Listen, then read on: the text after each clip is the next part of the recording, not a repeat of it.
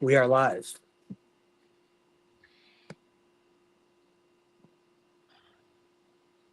I think. Yeah, we are. I see it up there. I was just making sure that it went through on the actual socials. hmm Live. All right. So we get some chatters in here. So it was cool having that one guy last week who was like real chill, libertarian dude. Because Yeah. at least he wanted to, he was willing to listen, even though he had views that I might not entirely agree with. But I feel like we found enough middle ground where we said, like, yeah, yeah, like Yeah. we walked away without thinking, oh my God, I can't stand the other side or whatever. And I think that's Right. important and very rare these days. 100%. And I don't know. I guess I just wonder, and maybe he'll come back. He did follow us on Kick. I guess hmm I wonder how far that goes. I mean, I guess we got into a pretty good amount of detail, but We did. I don't know. You never know. But what I can tell you is this is our fourth stream, and here I Yeah. am living in the state of Michigan. hmm And specifically, when it comes to my upcoming Senate race, the primary, and I guess there's an overall theme with this in general, but I don't know. This is a tough time for me. And the reason that I say that is because you have a tenured opponent with hmm experience, then Yeah. you have a very idealistic guy, and you don't know how that looks in practice, right? Yeah. And I am in this perpetual state where I'm juggling some single issues hmm that matter to me. And I guess if I'm being honest, what really messed me up today, and I wish that you would have been able to watch, like, because like I said, Oh, I would have watched it if you like. I probably should have like at least watched it. If we were going to talk about it. But yeah, the debate they had. I no, I'm talking about the Destiny video. Oh, I'm sorry. See, I meant to, but then we were going back and forth about. I know. And then I got bored with seeing it because by the point I was texting you while watching it and I really wasn't watching it, and I got bored. I was like, let me put on something else. And So I I and got. and this is the thing, like when I sent it to troll because I figured it would Oh, just be I figured it would just be about those two's, grievances with each other, but what it ended up being is a yeah. full it's is a full deep dive hmm on what's happening in Gaza. And I have been actively, like, for a long time now, like avoiding like images and things like that. Um Mm, I understand but why. I get that because. af- yeah, and after what I saw and learning some of the things that I learned today, it's honestly just derailed my entire day because I'm juggling this. I'm It's a constant fight between idealism and practicality. And Right. I don't know. And then on top of that, I watched the Stevens Abdul debate last night. hmm And Yeah. I, prior to that, I had been pulled from the Abdul side to the Stevens side. And last night, Abdul pulled me back. Then I wake up, I watch this, not realizing what it was going to be. And it's just like, I don't know. I don't know. Mm, I Because understand. this is what I'll tell you. We're to a point where good old fashioned boring politics is reality and it's important. But at the same time, a lot of this stuff that like would have been like labeled like conspiracy or stuff like that is being hmm proven to be true, and it's like it's just in our faces. Yeah. So I again, I meant to watch it and everything, but I got bored and all that stuff. But I'm gonna just in good faith, take your word for what you saw and everything. and but more so about Israel Gaza has definitely become kind of a flashpoint, especially for our recent elections in 2024 and 2026. Yeah. And I I mean, I've seen some of the images, I've heard some of the stories. I even when it comes to own tragedies in my own country, America and everything, like you remember the Uvalde shooting that happened in No. in Texas? It was some years ago. It was like 2022. Big I don't remember shooting, that. Uh-uh. I can't. Uvalde. Okay. Well, you might, but you might have like I heard know of I it. know it. I just Yeah, don't yeah, yeah. remember. Well, I'll just go on what I was gonna say. But yeah, so I remember during that time I was teaching like fourth graders at the time and everything. And I remember seeing that and everything, and then knowing that those kids were also mostly fourth graders that got shot up that day. Yeah. It definitely made me to where I was like absolutely like no guns. Like I was like straight up, I'm done. I don't care. We just should not have guns at all. Well, that sort of stuff. And so Yeah. I understand the disillusionment that you're feeling, or the idealism part of it is that you see this awful thing happening, and you're just like I don't even want to support anybody who props up Israel or says well maybe we need, I understand that I do understand that but what I've always tried to do is just think about what what are the possible solutions, what are the outcomes given the circumstances that we have, you know Yeah. and everything. And I think that's what's helped me not go not I don't want to say conspiracy or anything, but I guess not think so harshly about people who might have different opinions different from me. Like people Yeah. who say, okay, well, I like having my guns. I used to be like crazy about against them when people said that. But then as I pull it back and I realize, okay, all right, think about it, right? Why do they have guns? Maybe they live way out in the country where if they were to call the police, it would take like an hour for them to get there. Or maybe have the wild animals roaming around and everything. And it's like, well, if you just have a gun in your house is locked up, that's probably fine. So understanding those circumstances and thinking about those people from that perspective, it made me realize, okay, having guns isn't the worst part about it. It's just maybe we should regulate it. Maybe we Yeah. should think, hey, let's put some regulations. Like we regulate a lot of stuff. We regulate, when it comes to roads. We regulate when it comes to driving. Right? You have to have a license. You have to wear a seatbelt and everything else. So I think regulations is kind of where I was at. It's like, all right, let's just regulate. Let's do background checks. Let's just make sure the people that shouldn't have them don't have them. And I think Right.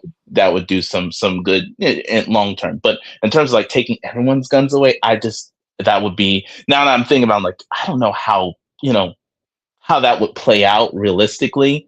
And I remember when years ago, like 100 years ago, when we banned alcohol, essentially, that just created a whole like organized crime just from Yeah. that. So it's like you have to think, okay, what are the outcomes given these circumstances, given these decisions that are made, and think which outcome do you want, or which outcome is closest to your ideals that you want, and then what are the steps to get there. And I think that's kind of how I've been able to be pretty grounded in it. And I've gone back and forth about, not in the beginning when the whole Israel Palestine war first started. It was okay. Well, first it was like, all right, Hamas shouldn't have done that. Then I learned a little bit more about Israel. It's like, oh man, they did this to the Palestinians. Then I learned, well, the Hamas were doing this. So it's been more of a back and forth with me, kind of thinking, and I've come to the conclusion that at this point it is pretty much okay. Israel's under control of some really awful people, some Yeah. truly like awful genocidal maniac people. Hamas did some crazy stuff. There has to be a point where somebody in the room says enough is enough. And I think the onus, the accountability part is more so in Israel because they have the most power in this situation than Hamas or the Palestinians do. But yeah, those images would definitely make you think, oh my God, no, anyone who even takes like $1 of APAC money is the worst person ever. And I think Yeah. it's, and so I get that. I do understand that. But that's how I try and stay grounded with it, because it's not a cruelty thing, or more, it's more of a, in practice, what is the best way to move forward? And I think that's probably why it's hard to be a politician, because you have to think in those terms, because if not, then it's going to be hard to make decisions with, whatever position you're in. So that's where I come from it with, at least. Yeah, and I'm keeping in the back of my mind the fact that at the end of the day, I do know now that as long as it's blue, it doesn't matter, because if the man didn't get in, the things that we're seeing right now wouldn't be at the level that they're at. You know what I mean? Hmm. Um, so I do know that, but I guess what, to be more specific, like what's bothering me, and also to take it back to what you said about the APAC money, like, the last couple days I Hmm. learned, like, oh, just because someone took money from someone, it doesn't necessarily mean that they're bought by them. Right. What They it might very already have well, those views. Yeah. right, or APAC might just view that person as their own lesser of the two evils. You know what I mean? Yeah. So it's not, Yeah. I understand that, but I guess what's bothering me about Stevens, and this is clearly because of who she is and her upbringing, but Hmm. I know for her, it's deeper than that. It's, you know, Yeah. because Yeah. like we say, people like Hassan or people like Abdul are Hmm. masking their power level, per se. Now, she definitely has the voting and legislation history to back up Hmm. reason, What? but Right. it is clear with her that I if I had to gamble, I'd say behind closed doors, she, in my own opinion, she's probably a little, it's an identity for her. That's really all I'm Oh trying to yeah. say. So I it's, agree. I agree with that, because I mean, she's Jewish, so I imagine, Jewish background, grandparents, all of that, and from her perspective, it's hard to view, Israel in the absolute worst light when you have that background. Now, some Jews do, of course. They're not a monolith, much like Black people aren't a monolith, but she has some feelings towards Israel as a country, as a nation, as yeah, a project, as whatever you want to call it. And so I think that plays into her caginess, I guess, when it comes to answering questions about the APEC money, answering questions about her support of Israel. It's kind of hard for her to just do a total disavow, disown of Israel entirely. yeah, So if she was in Congress, I would expect her 100% to vote to send more money to Israel. I would not put that past her at yeah, all. And that's the thing. I get, if you care more so about what Israel's going to do with that money, then I can understand why you would want to vote for Abdul. I get that. yeah. You know, and I think another concern, I haven't said this yet, but I think this goes without saying, right? We also want the strongest candidate that has a chance at beating. I don't know who the Mike Republican Rogers. Mike. Yeah, yeah, Okay, yeah, we want the strongest person who can, you know, beat him when it comes to the general. And yeah, I don't know who that would be. I feel like this with what Trump has done, I think it's very easy to just point and say, yeah, sure, you can say, whatever you want about the far left, but look at what the far right's actually doing.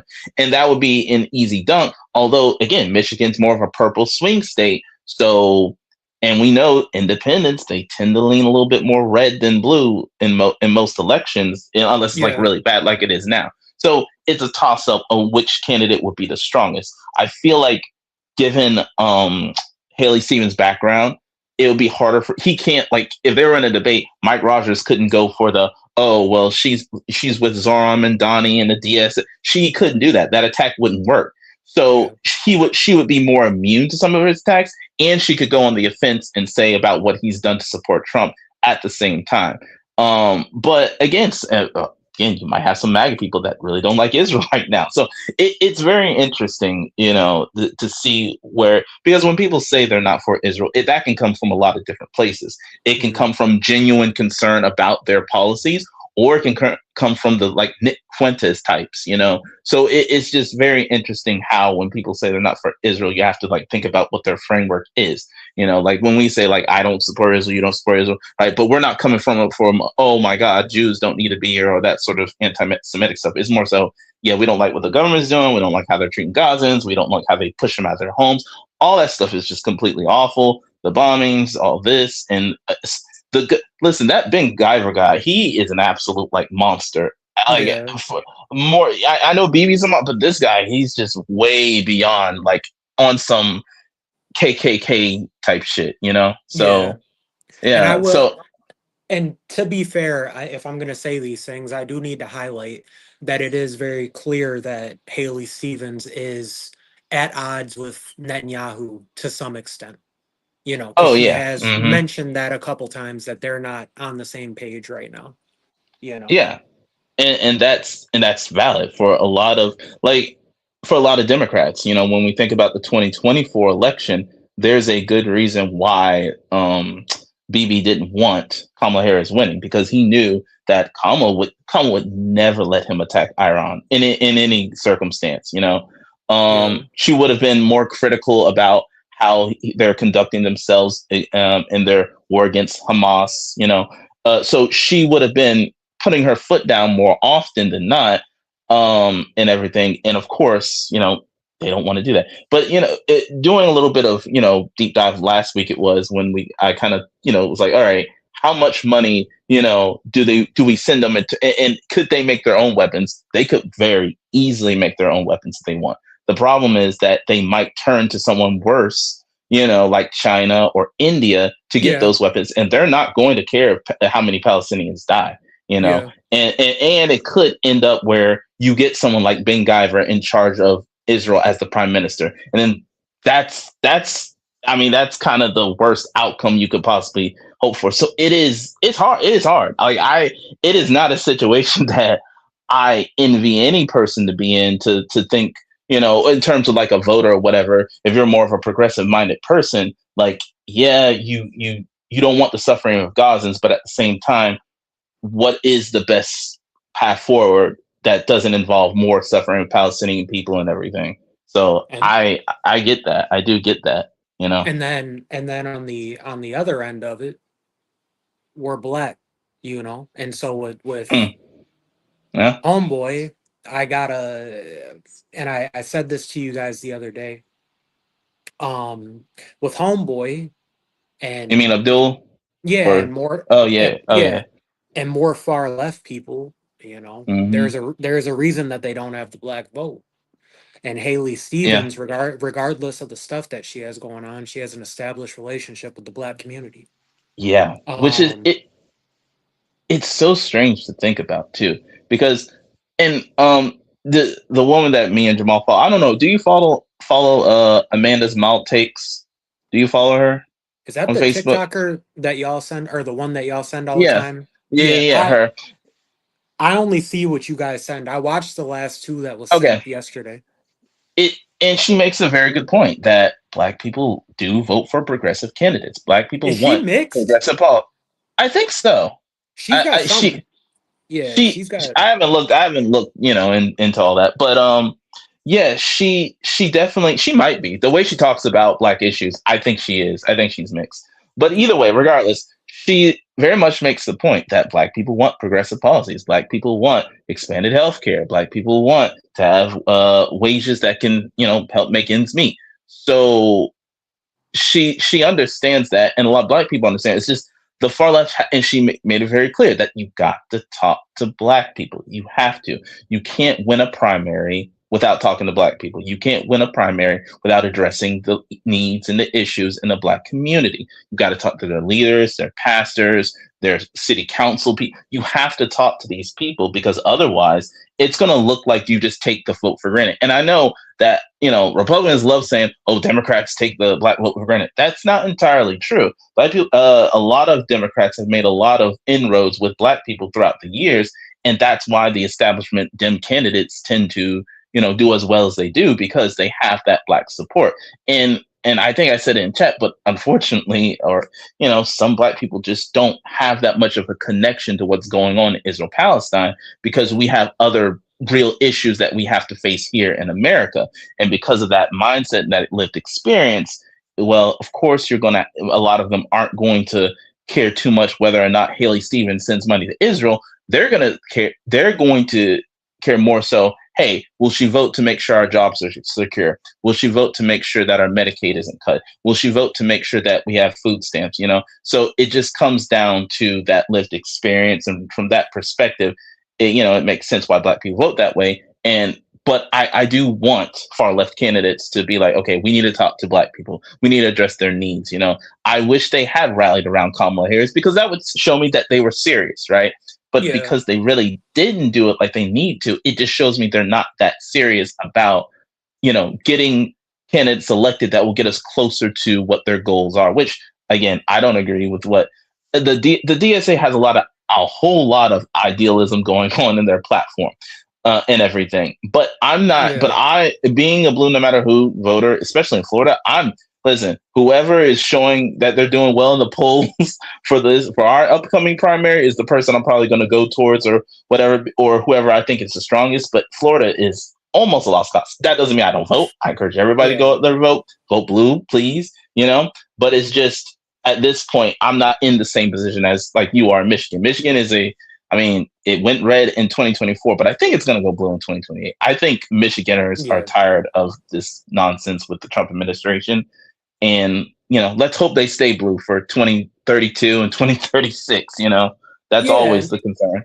And a couple things to touch on real quick. To what you said is good because the far leftists who are living very comfortable suburban lives, to touch Mm-hmm. on what you said, they don't understand that for a lot of black people who are in survival mode, Mm-hmm. when you're talking about Israel Palestine, it's not going to hit. Just to elaborate on what you said, because this will go over people's heads. When you don't have enough food, Mm-hmm. Yeah. when you are trying to keep your lights on, and Mm-hmm. someone's talking about APAC money, you're not going to care. You know what I mean? Yeah. And it's just, Yeah. and it's and that's where the lived experience comes in, and that's where they don't understand how lost certain points are on them, and they don't understand how ignorant they sound when they attack black people for not voting with them. Mm-hmm. And it's like Yeah. I always say, and I'll say this publicly because I don't care. And anyone who gets mad at me, I'm half white.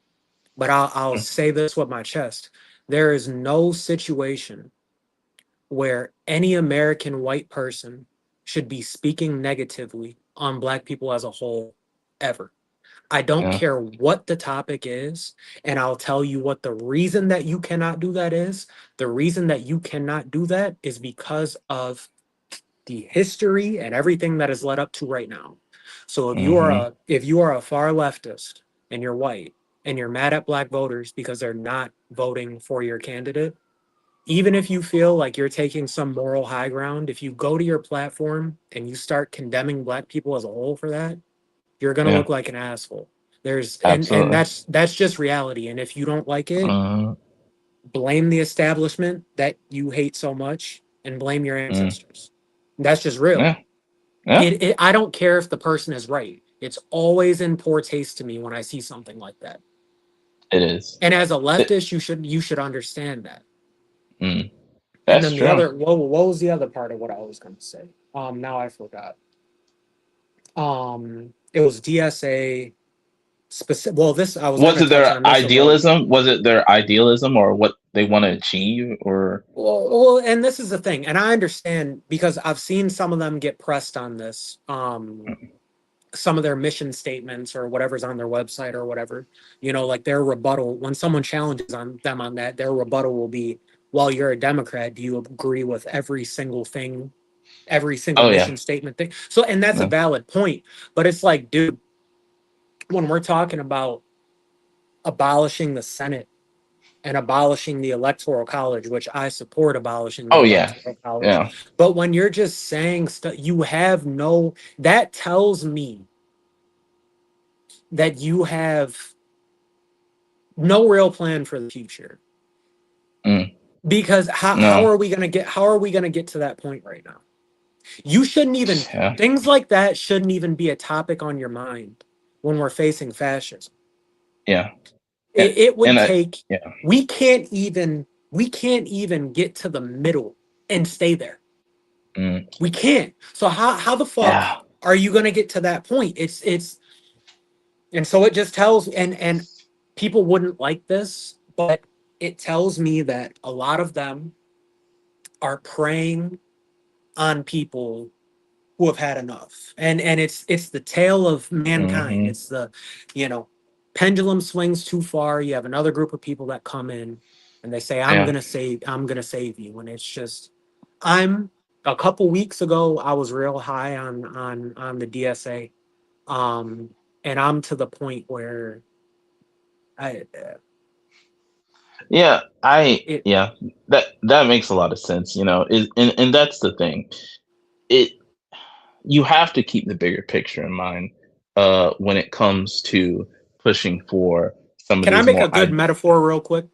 Can Oh I make yeah, a go ahead, because it might this help the point I'm about to make. Yeah, so go ahead. what the DSA is trying to accomplish right now?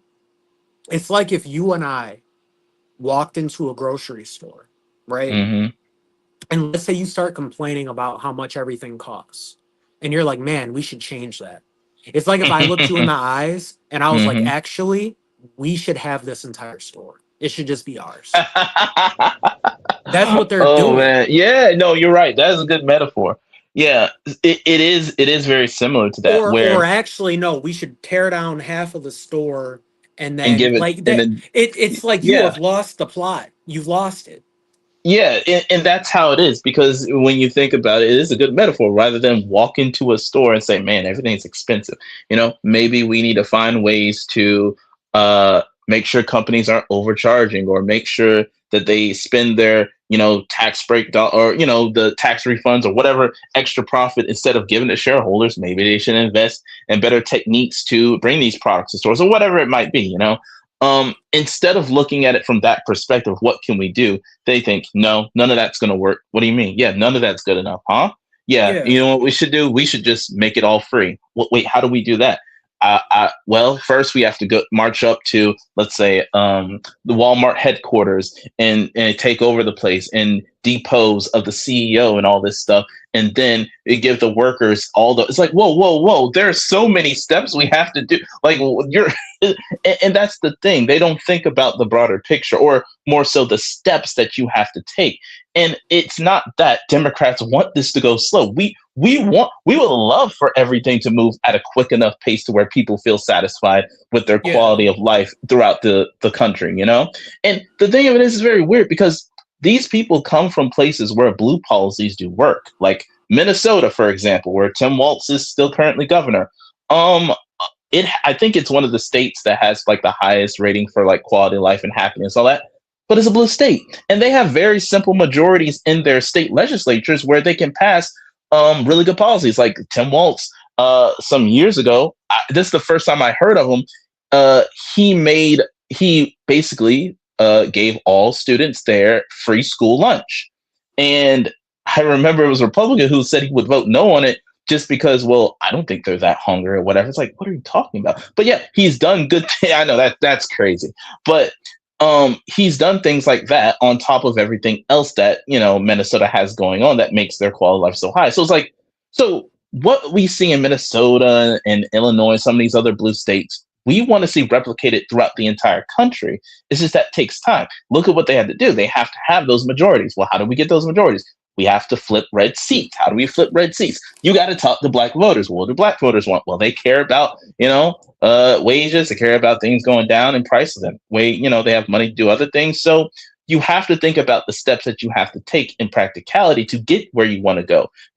Again, to be able to pass anything you want, you need 60 seats in the Senate. That is Yeah. a pipe dream at this point. Now, yeah, we could mix things into like budget reconciliation, so we only need that simple 51 majority to get something passed. But even that takes a.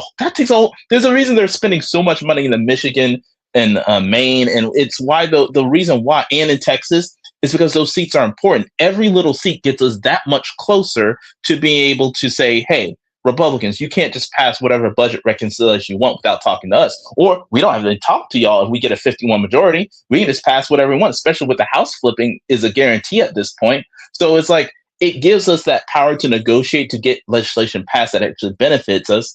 And the leftists just don't want to do that work. And it's like, well, how else will you get anything done? Like I saw on Facebook, someone was saying, oh, yeah, we should just smash cameras and maybe that'll help, get rid of all these flock cameras and surveillance states. I'm like, brother, I understand the anger. I get all that. I understand the privacy concerns, but you have to organize. You have to vote.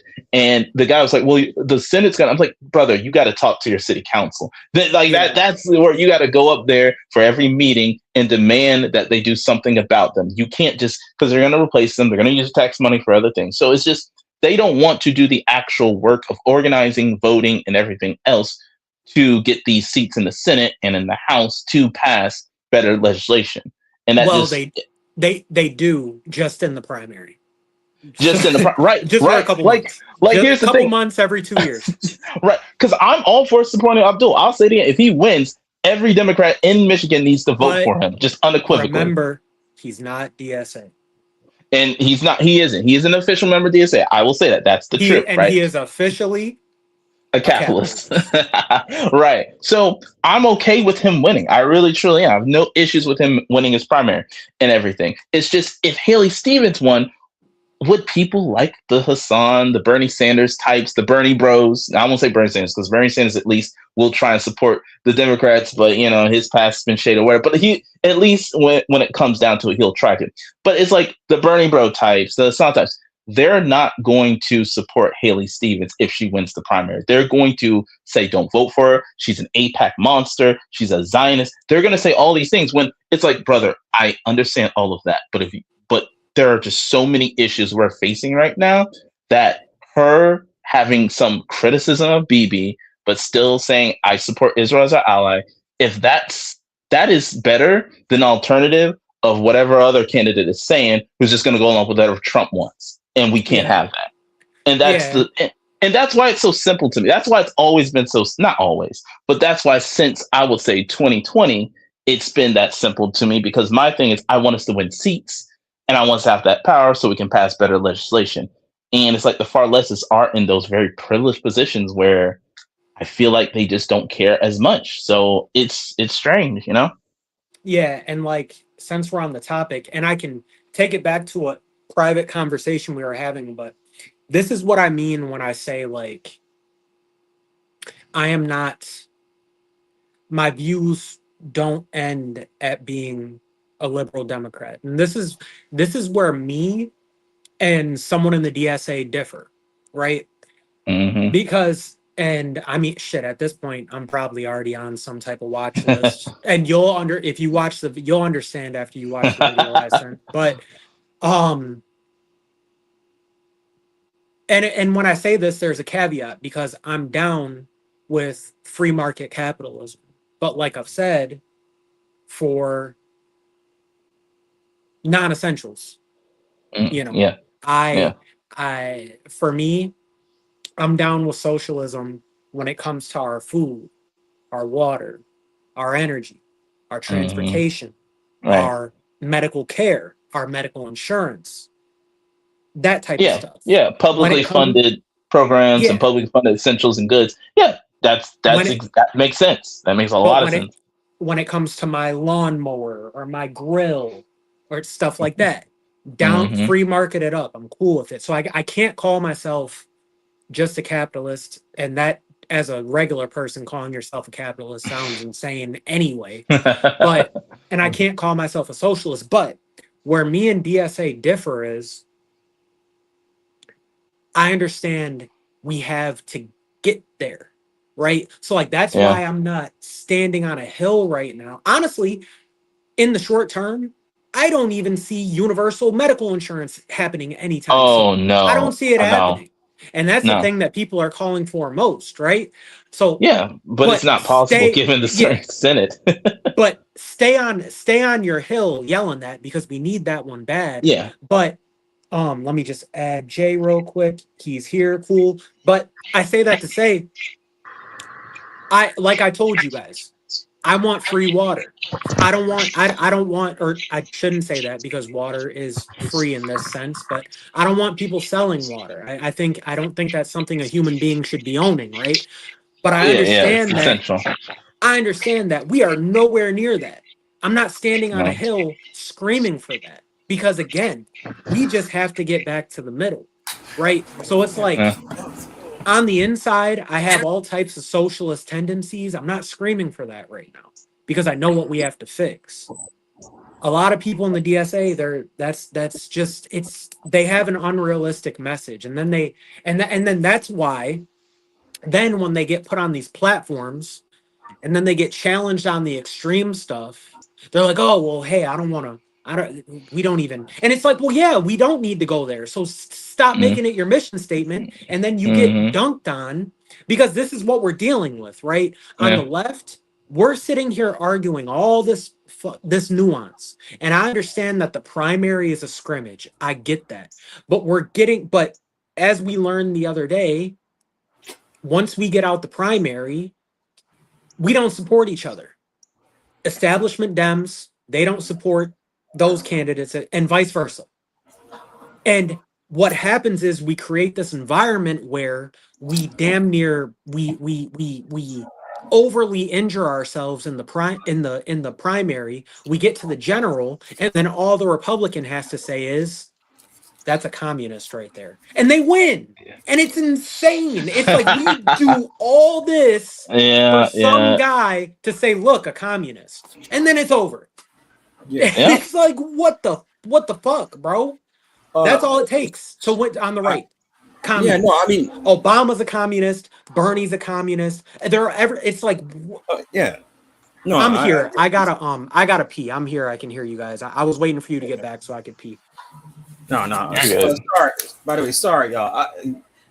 I thought it was gonna take longer. I mean, it's almost 4:30 because it took me like 30 minutes to ride back. But like she We're got live by and the it was we're ready. live. Hey, we're live by the way. Oh, okay. All right, cool. We just started because we were already here. I just wanted to let you know. Yeah. Yeah. Okay, no, We've been talking for a while. sorry about that, y'all. Just No, you're good. You're good. at least my grandma was ready. She had all her shit. She was like, "Look, I just been waiting. I got off this shit early." So, so let me make sure I understand what's happening. We're talking about Yeah. Go ahead. DSA and their unrealistic policies. Yeah. Pretty much.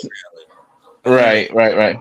Yeah. We were talking about how they don't want to do the work necessary to get us there and take those small steps that lead to bigger steps later on, and how when it comes to the general election, they don't really show up like they need to. Oh yeah, no, I agree.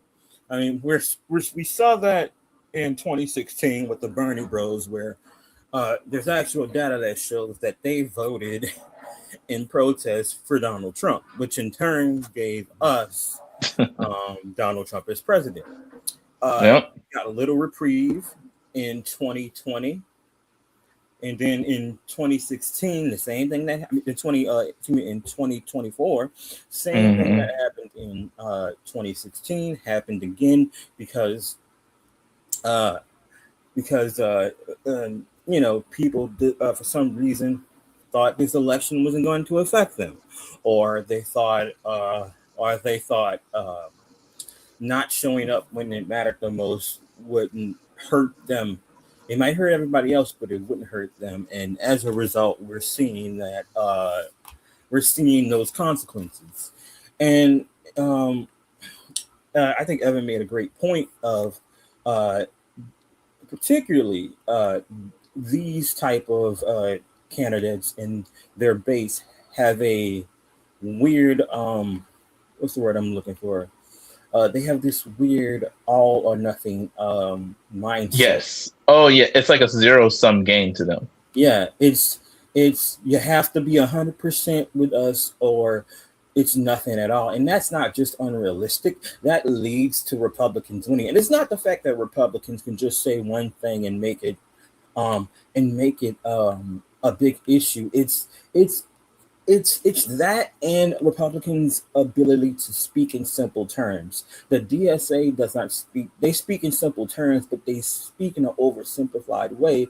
That if your only real political understanding is through social media, it works Mm-hmm. on social media, but it's social media, and they're not your constituents that live in your state.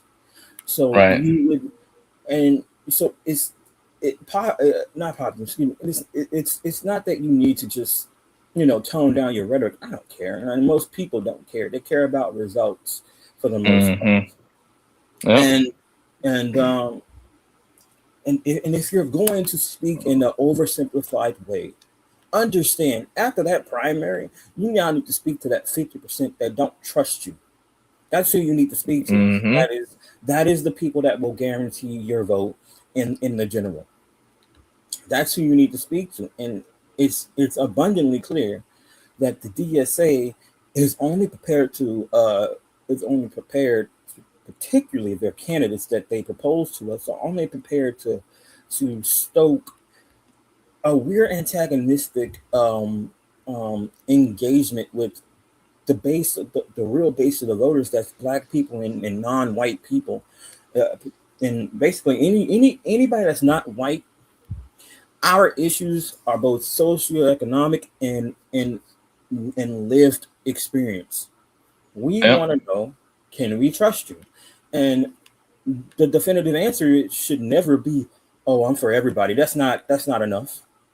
That's not enough. If that was enough, we definitely wouldn't be where we are now and seeing rollback of both our civil rights and political power. That's not enough. I need to know what It's you're going to not. do. I need to know if I can trust you. Yeah. I need to No, know, you're. do you have what it takes? Are you going to be on the ground immediately if you get elected? What are you going to do? And the response, I shouldn't have to deal with your supporters telling me what you're going to do. I need to know what you are going to do. Because at the end of the day, you are going to be answering to me as your voter. That's what that shit should be. And the DSA is not prepared for that. In fact, they're so unprepared. They went on Fox News and gave Fox News ammo. That's that is horrible. Um, the verbal conservative is back, Hey, what's up, man? and he has a take. I don't know. I don't know if you were here for this part, but we were kind of just dunking on the DSA a little bit. But Oh yeah, he I've been doing said that since I found out context. he said to me the DSA is like a social contagion. It makes it easy to straw man this group. All of these political ads we dread seeing will be filled with Mao outfit wearing Hassan and absolutist DSA rhetoric. Democrats are fooling themselves if they don't see that the DSA is almost exactly like the Trump phenomenon. And Oh Oh, yeah, oh I yeah. know oh, he is Chris, 100% right. You I know know he's right. I know you loved. See, That this is the man got. thing. The Mao Oh, comment just reinforced you so much. Yeah, it did. You want to talk about yeah, giving that man some ammo? because I mean, but I will that's the never be able to thing. undo what just happened. But that's the thing. Normal people will see this, and they'll look like, "Well, why is he wearing that suit? Like, what's going Yeah, on?" And then they hear what's coming out his mouth, like, wait a minute, you're at a young Democrat convention talking yeah, down on Democrats?" And then, and that's, and I wish more, and I want to see more DNC leaders and everything kind of just push back against that, because yeah, we need people who will support us. And I'm not saying you gotta, be all in love with the DNC, but you can't be up there wearing like the suit of a dictator. Like, imagine walking into an RNC convention, a young Republican national convention, and wearing like a Nazi suit and said, "We don't need those Republicans anymore." Now you probably, and then they all clap. If we saw that, we would just lose our minds. But the fact that it's Hassan, I don't feel like enough people have lost their minds to like be like, hey, you shouldn't be campaigning with this. Like Abdul, I understand. Abdul is not a DSA member. I Yeah. still support, him. If he wins, then please, all Dems in Michigan support him. But that's the thing. They can't be out here palling around with the sun because it makes it harder for them to campaign. That's what I'm saying. Like it makes it bad. hard. It's bad. That's I'm going to tell you this. He just proved the point that you've been trying to make. He just proved it. Yeah. So I can see the suit matters. I can't argue it anymore because Yeah. the point was just proven. Well, I mean, go ahead. go ahead, Jamal. I already Oh, talked enough. I talked enough. I was gonna say, usually when me and Chris start talking about this, one of the things I think he misunderstands when I don't pay too much attention to it is that while his thought process and his concerns are very valid, because honestly, the the lack of understanding of who you're dealing with and just watching Hassan give ammo to Fox News and watching him Mhm. potentially screw up multiple people's thought process when it comes to picking their candidate, just checking them out in primaries and them attaching him because they get the social media thumbs up. Uh, it's not that I'm not paying attention to it; is that I'll see that, and then I'll see whether you know, as far as grounded in reality folks are paying attention to it, and the grounded reality folks, the actual voters, they've completely Mhm. disavowed of him. They've already given him the middle finger. And it's not, and it's much more me being like, they see what this is, and they're calling this shit out. Yeah. They're telling Yeah. Democrats. They're telling Democrats, nah, we're not with the shit. This is weird. This is too weird even for us. You need Yeah. to back off or go somewhere else. And if you're going to be running on the Democratic ticket, do not alienate us. And so it's not that I don't see it, Chris. Is that Oh yeah. I'll see it, then I'll look at what's happening and who's responding to which, and it's a complete disavow and like almost Right. just a rejection. So is not that I don't see it, is that actual You. people see it as well, and they're not with the shits, and that's the way I look at it. That's good news. That is great news because that means Yeah.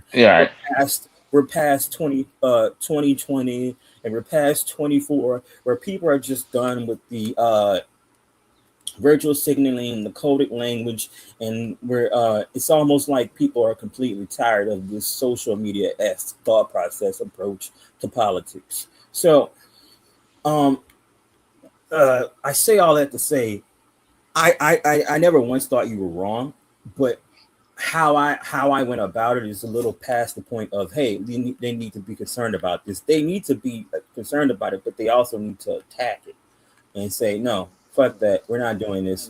Go somewhere else. That's kind of how I've looked at things. Yeah, and that makes sense, right? It has to be called out, and there has to be some accountability on anybody's side who has, agreed or said that that was okay. They have to say, all right, it wasn't okay, it wasn't right, and of course, our leaders at the top, the DNC members, like the whoever organized him or allowed him to be there, like whoever the vice president was of the Young Democrats and everything, and the president. I feel like both those people need to neither of them have like come out to publicly disavow Oh, anything they like did. Hassan. Oh, they did? They did. Yeah, they What? released like right after he did that shit. Because they I released know it was a statement, I and know it they was completely they condemned his entire action. It was like we well, they acknowledged that we invited him, we did do that, but we didn't know he would do this and we didn't know he would do that. Granted, that still I means you need to do better because why it, would you way not better because why would you not check you know how could you not know? Like if anybody who's followed Hassan, you would know that he loves Mao. You would know that yeah he is not a Democrat.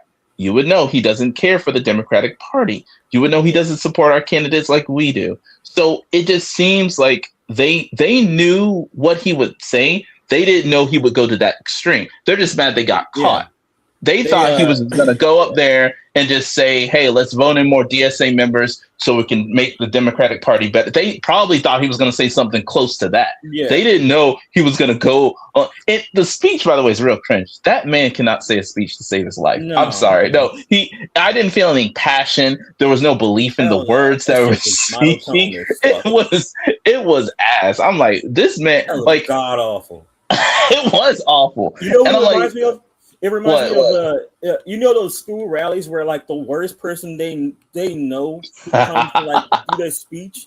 Like we're talking the freaking math teacher who's just not good at all. Oh my god! But they made him do it, and like it just reminds me of when I'm a TA and I'm forced to be part of these school pep rallies. Oh, the pep rally stuff. Like, oh no, I don't like those things. No. They like, all right, we need somebody to speak, and it's the math teacher, and he's like, I can't. No. If my principal asks me to speak anytime this year, I'm like, nah, no, please. Listen. I will teach the worst kids in the school before you have me up there with a microphone giving some speech. Okay. Oh yeah, I'm terrible at speeches. The verbal conservative said a couple things. He said that suit is a symbol of hundreds of millions dead. Indeed. So Chris, you are vindicated again. He said Hutch, and others have said the same thing. Jay and Chris are trying to sound the alarm for. It's the purity testing that really bothers me. Yeah, Hutch is a good one. I don't listen to it, but I know who he's referring to. I know what he looks like. He's very much a hardcore, like, liberal Democrat, all that sort of stuff. Yeah. He cannot stand Hassan. And David Pakman, too. He was another one who's, like, more on the normie side of things, has millions of subscribers. They called him a right-winger. Yeah. David Pakman! The man is, like, one of the most, like, milquetoast, like, liberals you'll ever encounter. Yeah.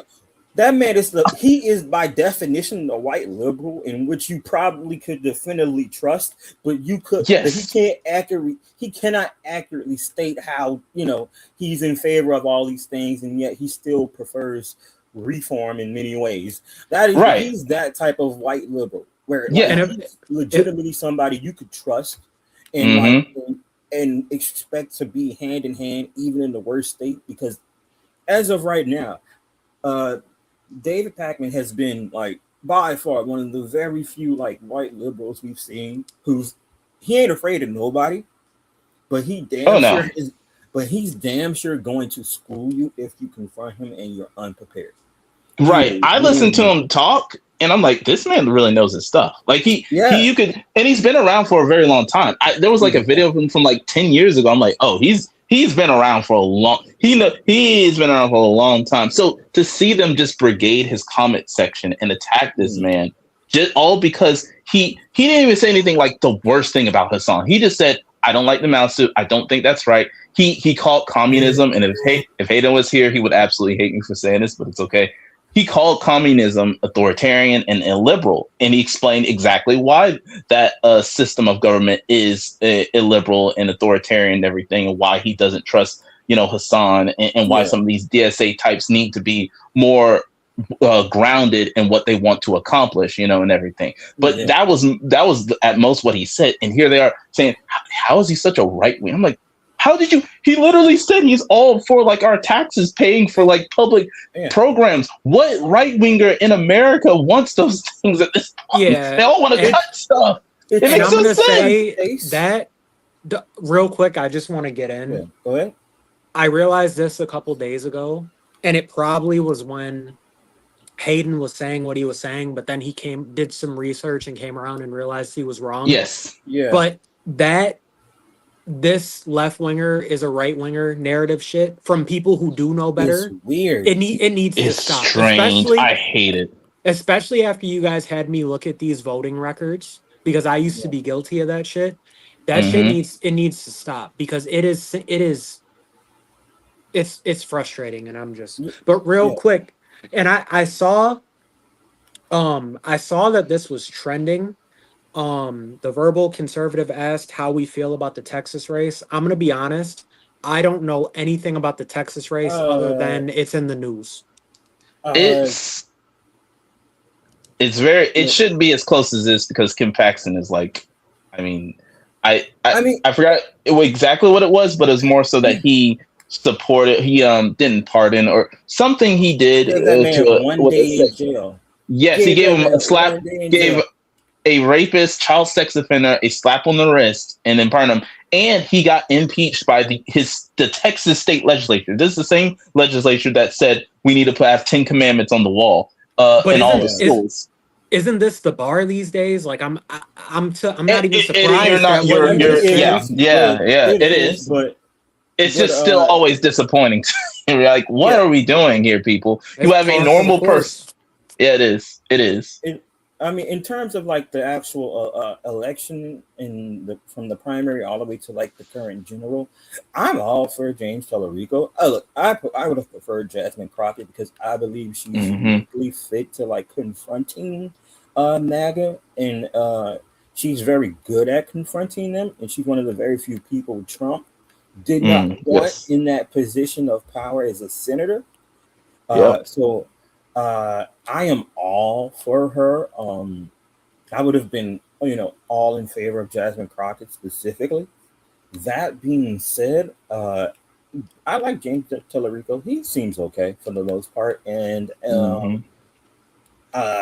he has enough experience, at least in his own state, where I think he is trustworthy enough to like take on the role. I don't have a problem with him, and as a result, I'm fine with either of them taking up the role as senator.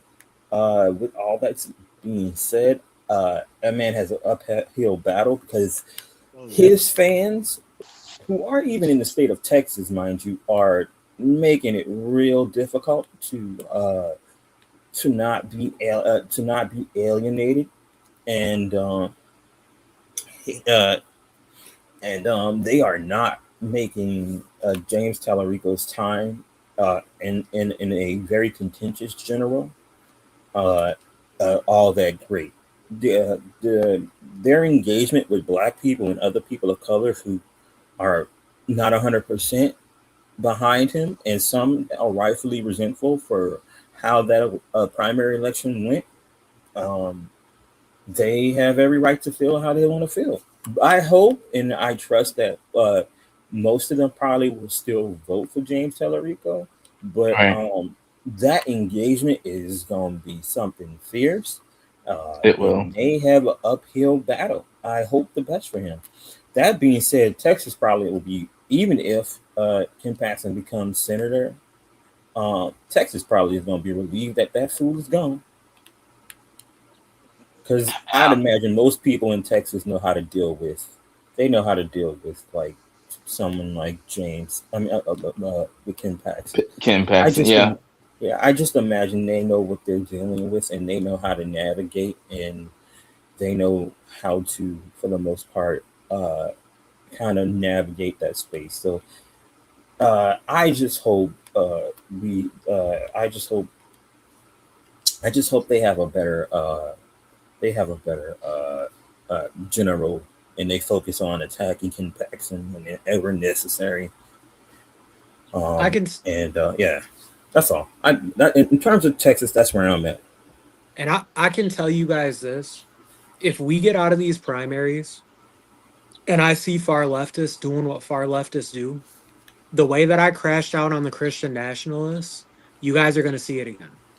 Oh, you might as well. Yeah, I was about to say you might as well get ready, because if Haley Stevens wins the Michigan primary, you're going to see a generational. You are going to see a generational crash out from every single far leftist in existence.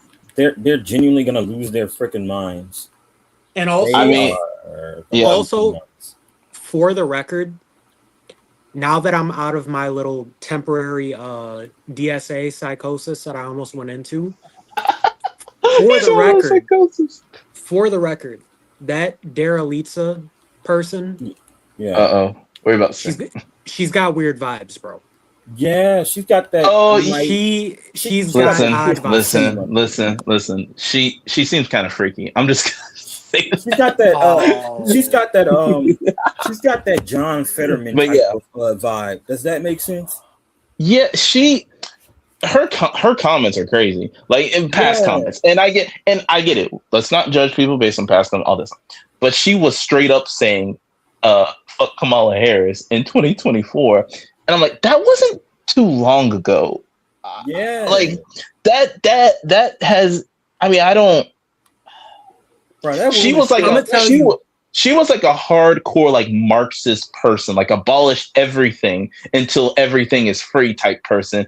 And I'm like, what in yeah. the world? But again, that was years ago. I'm gonna give her a benefit of the doubt. Say, hey, look, she's gonna be bullied by Hakeem Jeffries to vote the way the Democrats want. That's my hope, you know.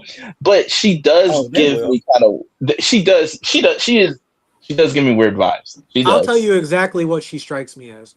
She strikes me as the type of girl that in high school came off as maybe like mildly nerdy, but she was cool and she was like the president of like the debate club and like president of the humanitarian aid club.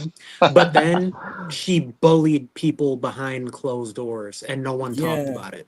That's Yeah, the vibe that she gives me. Oh, yeah. Actually, yeah. No, that works. yeah, That's she might exactly. have a That's background like exactly that what. if we were to go into like a deep dive into what she did prior to, running in the primary. Because I think she's a lawyer, attorney, something like that. I think so. Mm. So she's probably done a lot of activism work and everything. And yeah, I could definitely see her as being the type that if you are even somewhere like a little bit center left, she will just chew you out behind closed doors or something like that. Like Or I could like see it.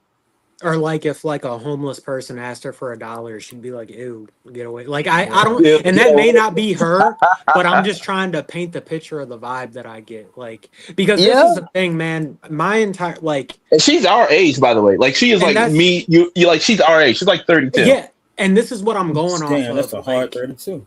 I know this is what I'm this this is what I'm going off Oh of. man. Like I I in my 20s I spent a lot of time with like those types of people and Uh, like you see the moral code actually in practice and Yeah.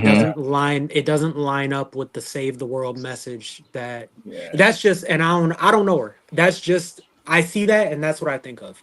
The girl uh, who got a nose yeah. piercing Yeah. and got a tie-dye shirt and didn't change anything about who they I don't know. That's just me. But It's worse. It's worse is I look, I understand you have to broaden your coalition. So you want to pick up some independents that watch Fox News because they watch Fox Hmm. News, they watch CNN Yeah. according to the documented data that we have. They watch both. They are the actual centrist if you want to put a label on it. But damn, you don't give them ammo. Why the fuck would you say yes to abolishing the Senate, even if that was your policy? Why? Oh Why my would you gosh. go on there and say that shit? Why the fuck would you say that The, shit? the crazy thing is that lady, that woman who's the co-chair of the DSA, she's like a Marxist, like an actual like Marxist Leninist, where Yeah, she believes, or according to what the platform says, because apparently the DSA has caucuses and they have an even more extreme left version of what they already are, and she's part of it.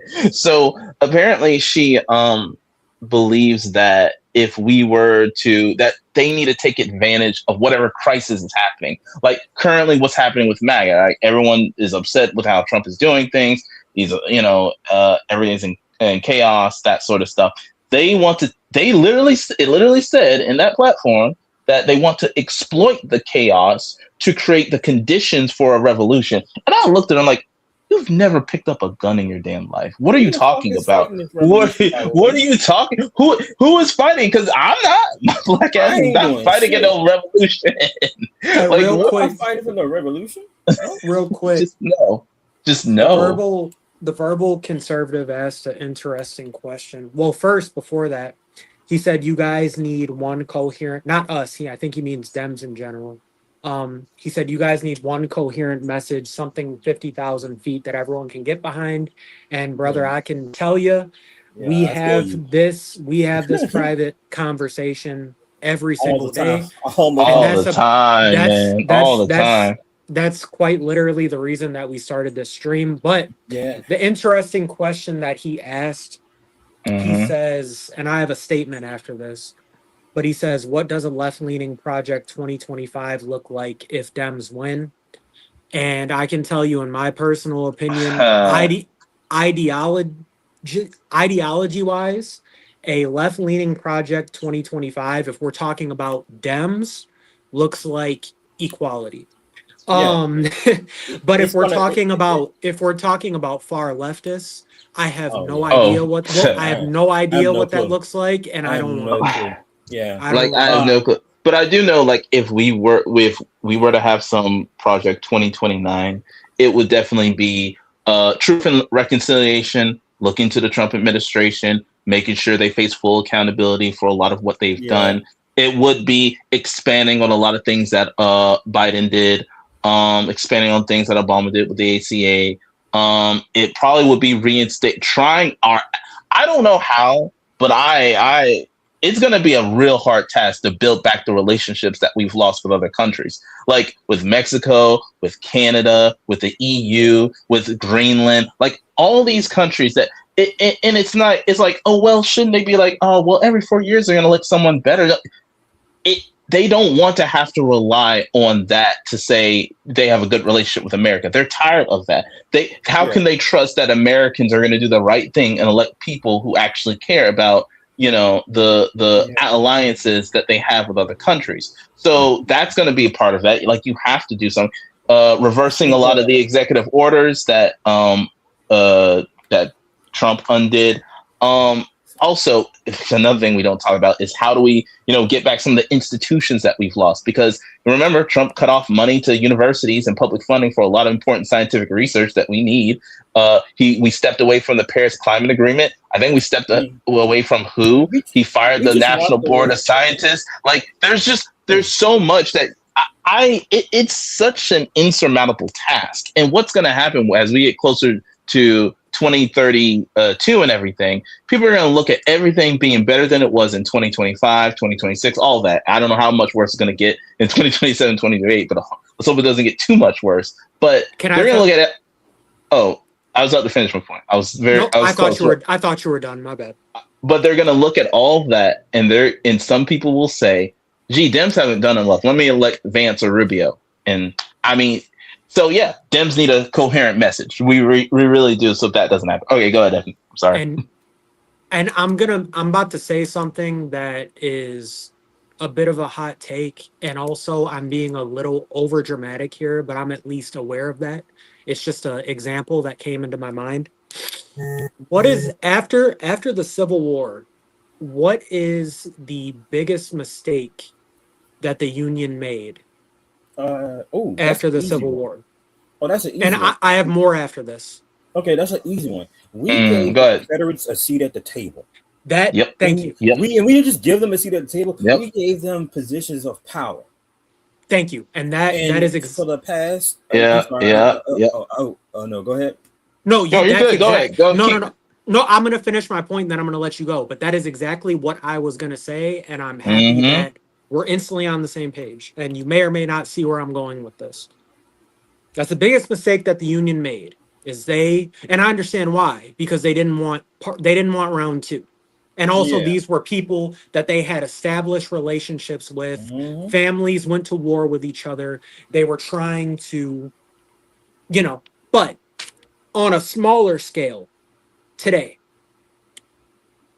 I am going to, well, not today, in 3 years, 2.5 years, I'm going to be very upset if we get blue seats back in DC Mhm. and then they just say, okay, business as usual. And I'm gonna put a caveat. I'm gonna put a little caveat on what I'm gonna put a little caveat on what I'm about to say. Yeah. I'm not talking about anyone who supported MAGA at any point, because a couple of us here in some capacity loosely supported MAGA at some I point. Well, voted for yeah. I voted for Ron DeSantis in 2018, and I regret it ever But since. but what I'm Yeah. gonna say Boy, I ain't never is letting this shit go.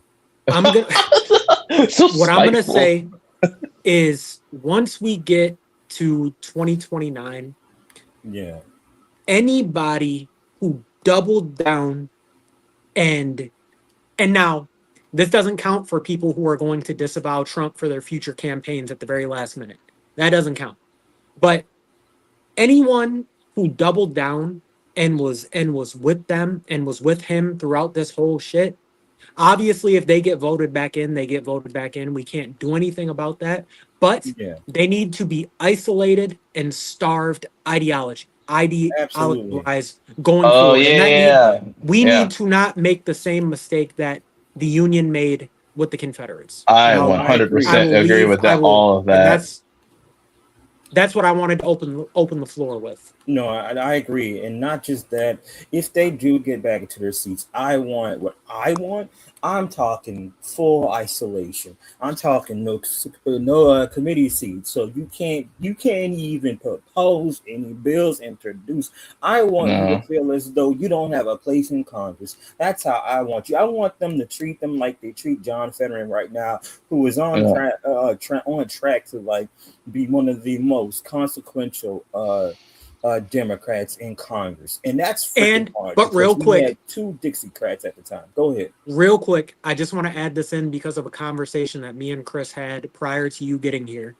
Mm-hmm. Or no, you were here when I said that I'm tired of, and I'm not saying you're doing this, but when I said I'm tired of people saying left wingers are right wingers when they're not. Oh yeah.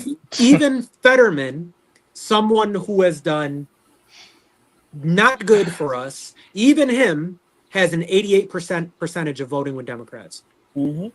But Which is still, go crazy on. to think Because I about. don't want, if this gets clipped by us, I don't want anyone to say, "Yep, another right wing Dem." He's not. Even him, No, he's still a left no, winger. yeah, But no. my bad. Go on, Yeah, Jamal. no, oh no. I mean, before I continue, before I continue, I just want to say this: there are no corporate Democrats since the Bill Clinton era, and there aren't any. Excuse me, since the Obama era, not since his second term, and for the actual Dixiecrats, the last time we had actual Dixiecrats in Congress, at least the modern day body of Congress was back in the Bill Clinton era, and Joe Biden's last remaining couple of months as president, when you had people like Joe Manchin and Kirsten Sinema, all of which stonewalled and weakened very crucial pieces of legislation like the infrastructure bill. And while it did pass, if I'm not mistaken, it was a shell of its former self because they were uh, they were in cahoots with the GOP, particularly Mitch McConnell, who were paying them and promising them certain deals. I don't know what those deals were, but we do know that Kirsten Sinema and Joe Manchin were both consequential. They had a 90% voting record. Well, Yeah, Kirsten Sinema had a 90% voting record. I don't remember what Joe Manchin was, but Joe's it's was like exactly off. 92, Yeah, 91. yeah, Yeah, I yeah, thought so. But that remaining 10%, was that was crucial. the bill. Those were the crucial bills. That's why when people say John Fetterman is on his way of becoming consequential, is because of the pieces of legislation in which he votes against could be a net positive for the Democrats in the election year. It's not because he doesn't vote at all or he doesn't vote somewhere between 80 to 90%. It's what he's voting against and what he's voting for that brought that sort of what the fuck are you doing type of thing. So Hmm. when you hear those Democrats kind of put the brakes on certain things, it's because they're like, okay, this is important. Why are you fighting us? Why are you doing this? What could be gained? And at this point, the only thing that could be gained is he was promised a seat at the table for I'm assuming he's going to switch parties. I don't know if he will. I'm assuming he's going to switch parties, and when he does that, Oh yeah, I do. it'll I do give too. the Republicans in the Senate that 40. I think it's going to be uh 50 to 51 if we're lucky. Well, And that'll that invalidate my entire point I just made yeah, then. but if he doesn't switch parties, he's going to be that contentious 52 seat that we need if the Democrats regain the Senate. It's far more likely they regain the House, but if they get the Senate by any chance, he's going to be somebody we need to go. Okay, you say you vote somewhat with us, but somewhat between 90 or 80%, whatever. But 88. 88. But we need you to vote. We need you to vote for important pieces of legislation. Yeah. Why would we build a bridge with you if you're fucking us in the end? What could be the point of that? What could be gained? Nothing. So yeah, when they say that, they mean the important pieces. And And that's I'm gonna finish right here because I don't want to keep talking because Evan has something to say and I don't want to take up his time. But No, not me. to to to make it even bigger, does anybody remember Cori Bush? I remember the no, I remember name too. Yeah. So she voted against the infrastructure bill. And while her vote wasn't needed, if the Democrats didn't get enough votes, her vote would have been needed, and she would have been a contentious vote that decided to vote against something important. So it's important to remember. It's important to remember to not just look at the voting record, but look at the things that they voted against. When you look at that, what did they vote no on, and why did they vote no on it? And it's one of those things where, look, I don't need you to be all or nothing, but I need you to be close enough to where we don't have to worry about the Republicans using your inaction as ammo in the future. Absolutely. Does that make sense? Yeah, that makes sense. Okay. All right. Yeah. I think I figured out why why there's a disturbance in the force. Or you're disillusioned. Is that another way of saying it? I think I just learned that Netanyahu, he's in the States right now. Mm-hmm. That's why I feel. That's why I feel as I feel today. It's because apparently he's just there to explain to Trump why conceding so much to Iran would just be bad. Which this war is just. I mean, at this point, he has to. The only thing to do is to concede to whatever Iran wants, because what else can you do except drag it on forever? This is worse than Iraq. It has to be on principle, just because there's just every single president has told every Israeli prime minister, no, we will not attack Iran. Kamala Harris said that he will start a war with Iran and send your kids to die there. And unfortunately, the woman turned out to be right. Because if you look at Trump's track record, yes, he actually did bomb Iran. And it was, I think it was beginning of 2020. He killed one of their top commanders or whatever. It didn't start any wars, but people thought it would. I remember people making World War III memes and everything about it. And of course he lost, but then he won again. Everyone just has amnesia and forgot about that and thought that Kamala was the one that's going to drag us into war just because, oh, she's a woman and they get their periods and they might be emotionally unstable. I hate that argument, by the way. But it's just, I don't know what the end goal is at this point besides just withdrawing troops and just, whatever Iran wants, cool, let that be that. Take the L and keep it moving, because it's just this constant back and forth. I don't see how it ends any other way except a forever war. And guess what? Whoever the next president is, they're going to have to find some way to bridge back the relationship. And it's even worse than it was when Obama was, trying to get that nuclear deal that he got for us. it's even worse than it was then. So I don't know what, like, that's what I'm saying when I say it's just so much work that has to be done, because I don't see this. I do not think the war is going to end before 2028. I don't think it will. I could be wrong. I could be wrong, but I don't think it will. I'm going to tell you this, Chris. You know how I used to argue that you used to say Trump just straight up doesn't know what's going on. And I'd say,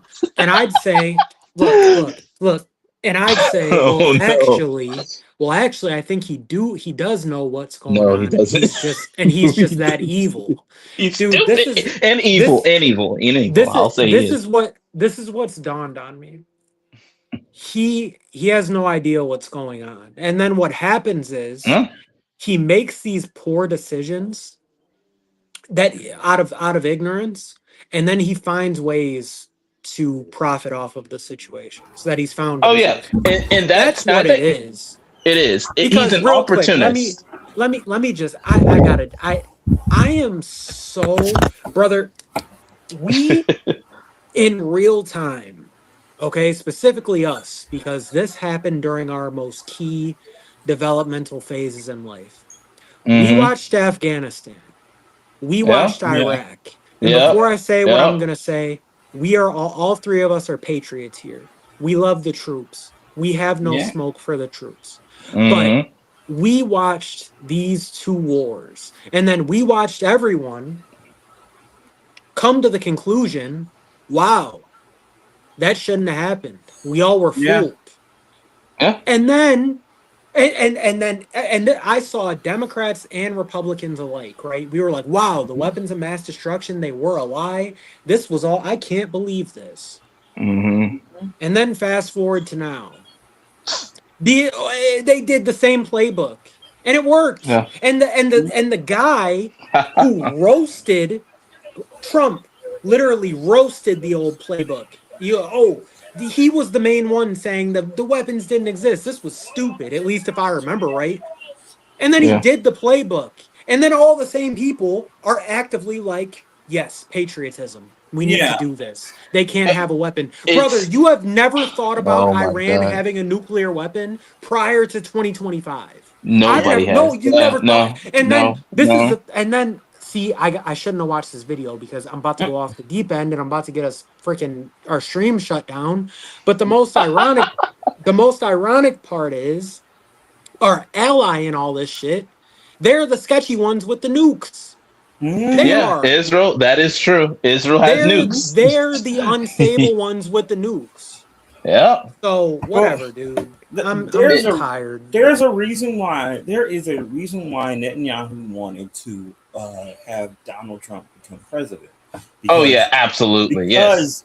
because because and don't get me wrong, Joe could have done a lot more. He could have, and I maintain he could Mm-hmm. have done a lot Oh more. yeah. We all agree with that. But Yeah. but he, along with Kamala Harris, put pressure on Netanyahu, and they did. They put a lot of pressure on him, and while it wasn't shown to the people, because you know, unfortunately, our loudest representatives are often basing their entire political thought process on social media and what they see on TikTok and Instagram and threads.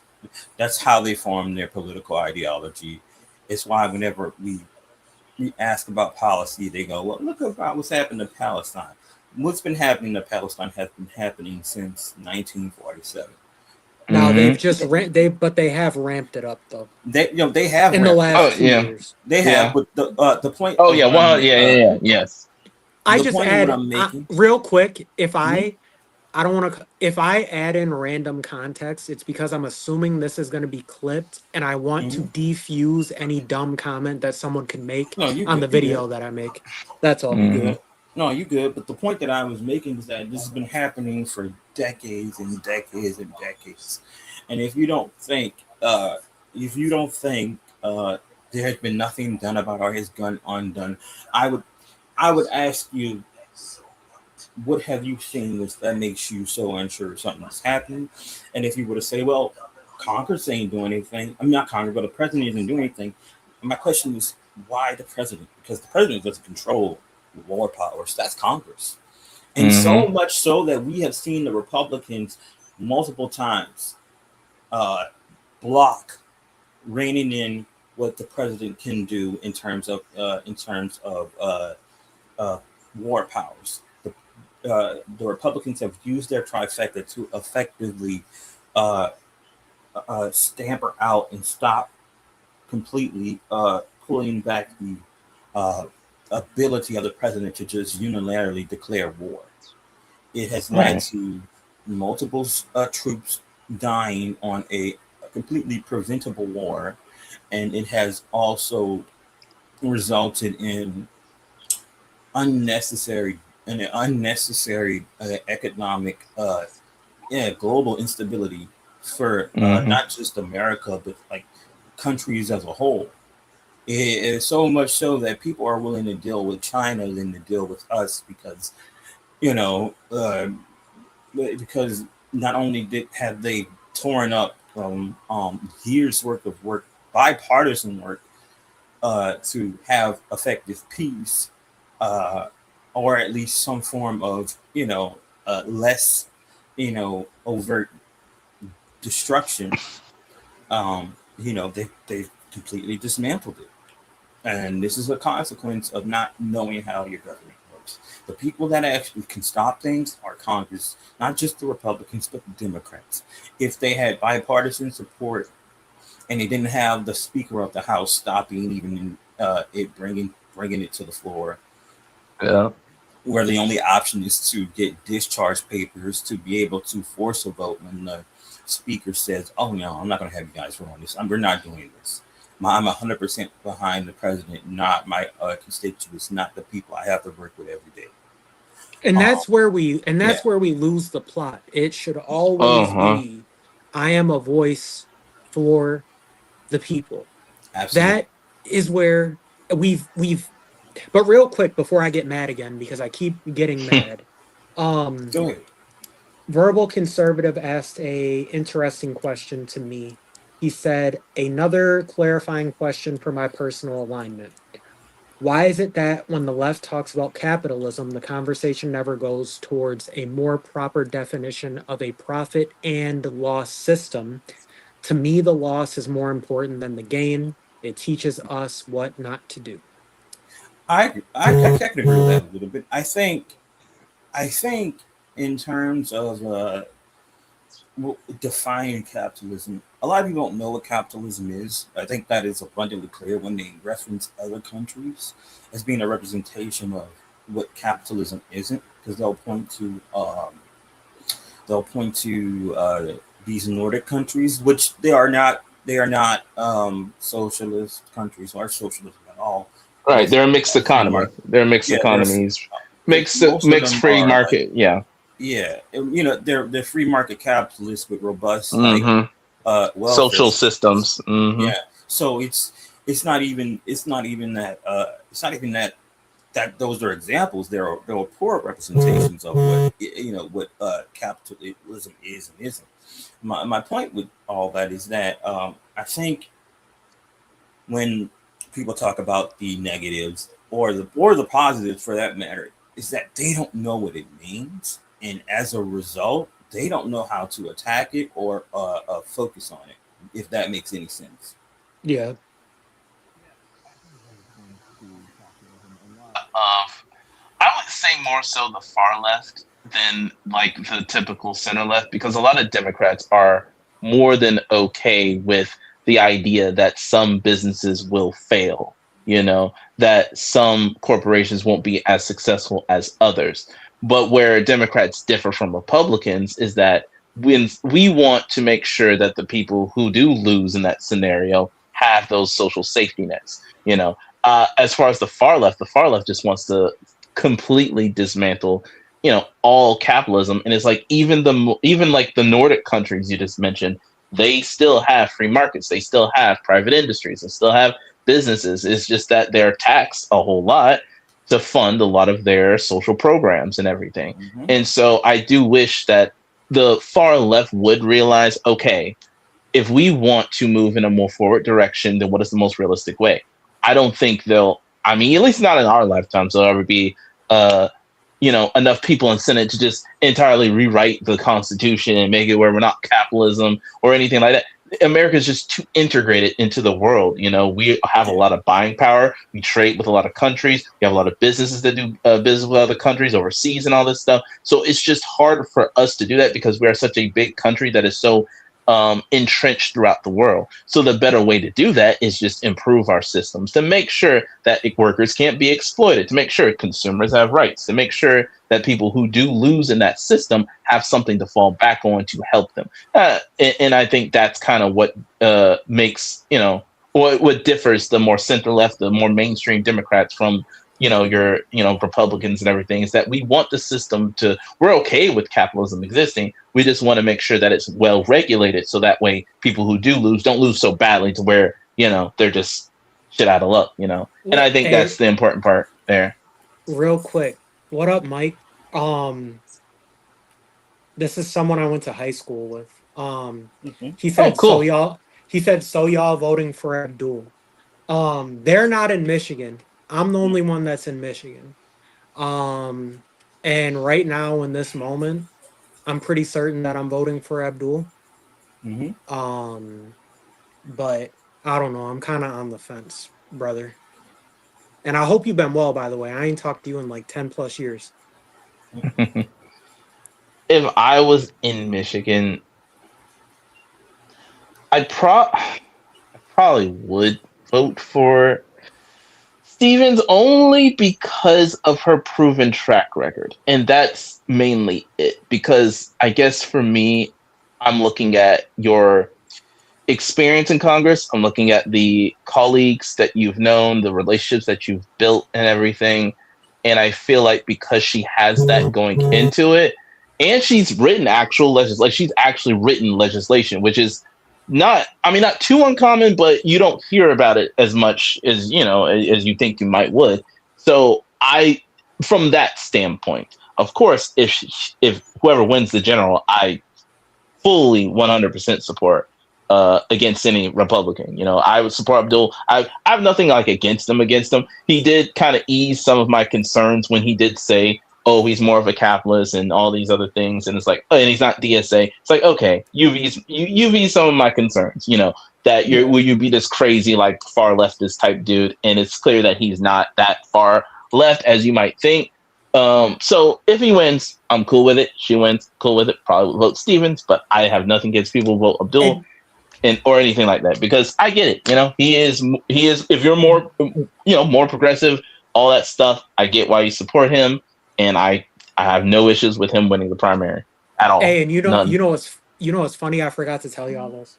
I don't know if you guys saw, they were he must have tweeted or something, but he referred to someone. Hold on, now I gotta look it up. What, Abdul? Yeah, what'd he say? He said like a ogre or something. Yeah. Oh, yeah, man. Hold up. He got cooked by John Fetterman. I don't like John Fetterman. Yeah. See, but that's what's funny. So Abdul, I don't know when this was, but he referred to someone as an ogre on a pike, and I guess all this time people. Oh yeah, I saw that. I did see that comment. Yeah, they assumed that he was talking about Haley Stevens, so they brought it up in the last Fetterman. Debate, and he was like, "Well, actually, I was talking about John Fetterman," and that shit. Oh my gosh! Hilarious. You know what? I support any John Fetterman slander. I support it. That shit was funny as hell, though. I support it just because John Fetterman is just I don't even like John, but that shit was funny. That shit was hilarious. That shit was funny as hell. That's funny. That is funny.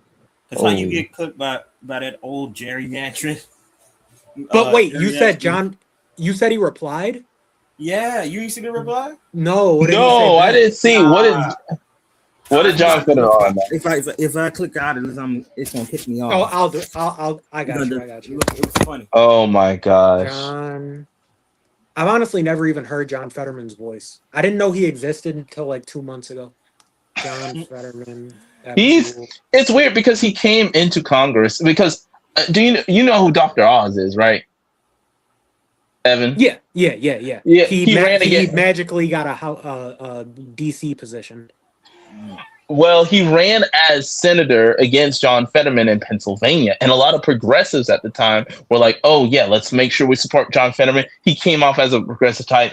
All the Republicans made fun of him because he had a stroke. And we're like, "No, that's not cool," all that sort of stuff. So he won and everything, and then also, of course, he still got appointed when Trump won. And we were like, "Okay, cool. We got a progressive Pennsylvania Democrat into Congress. Awesome." Then he Well, had a turns stroke out that again.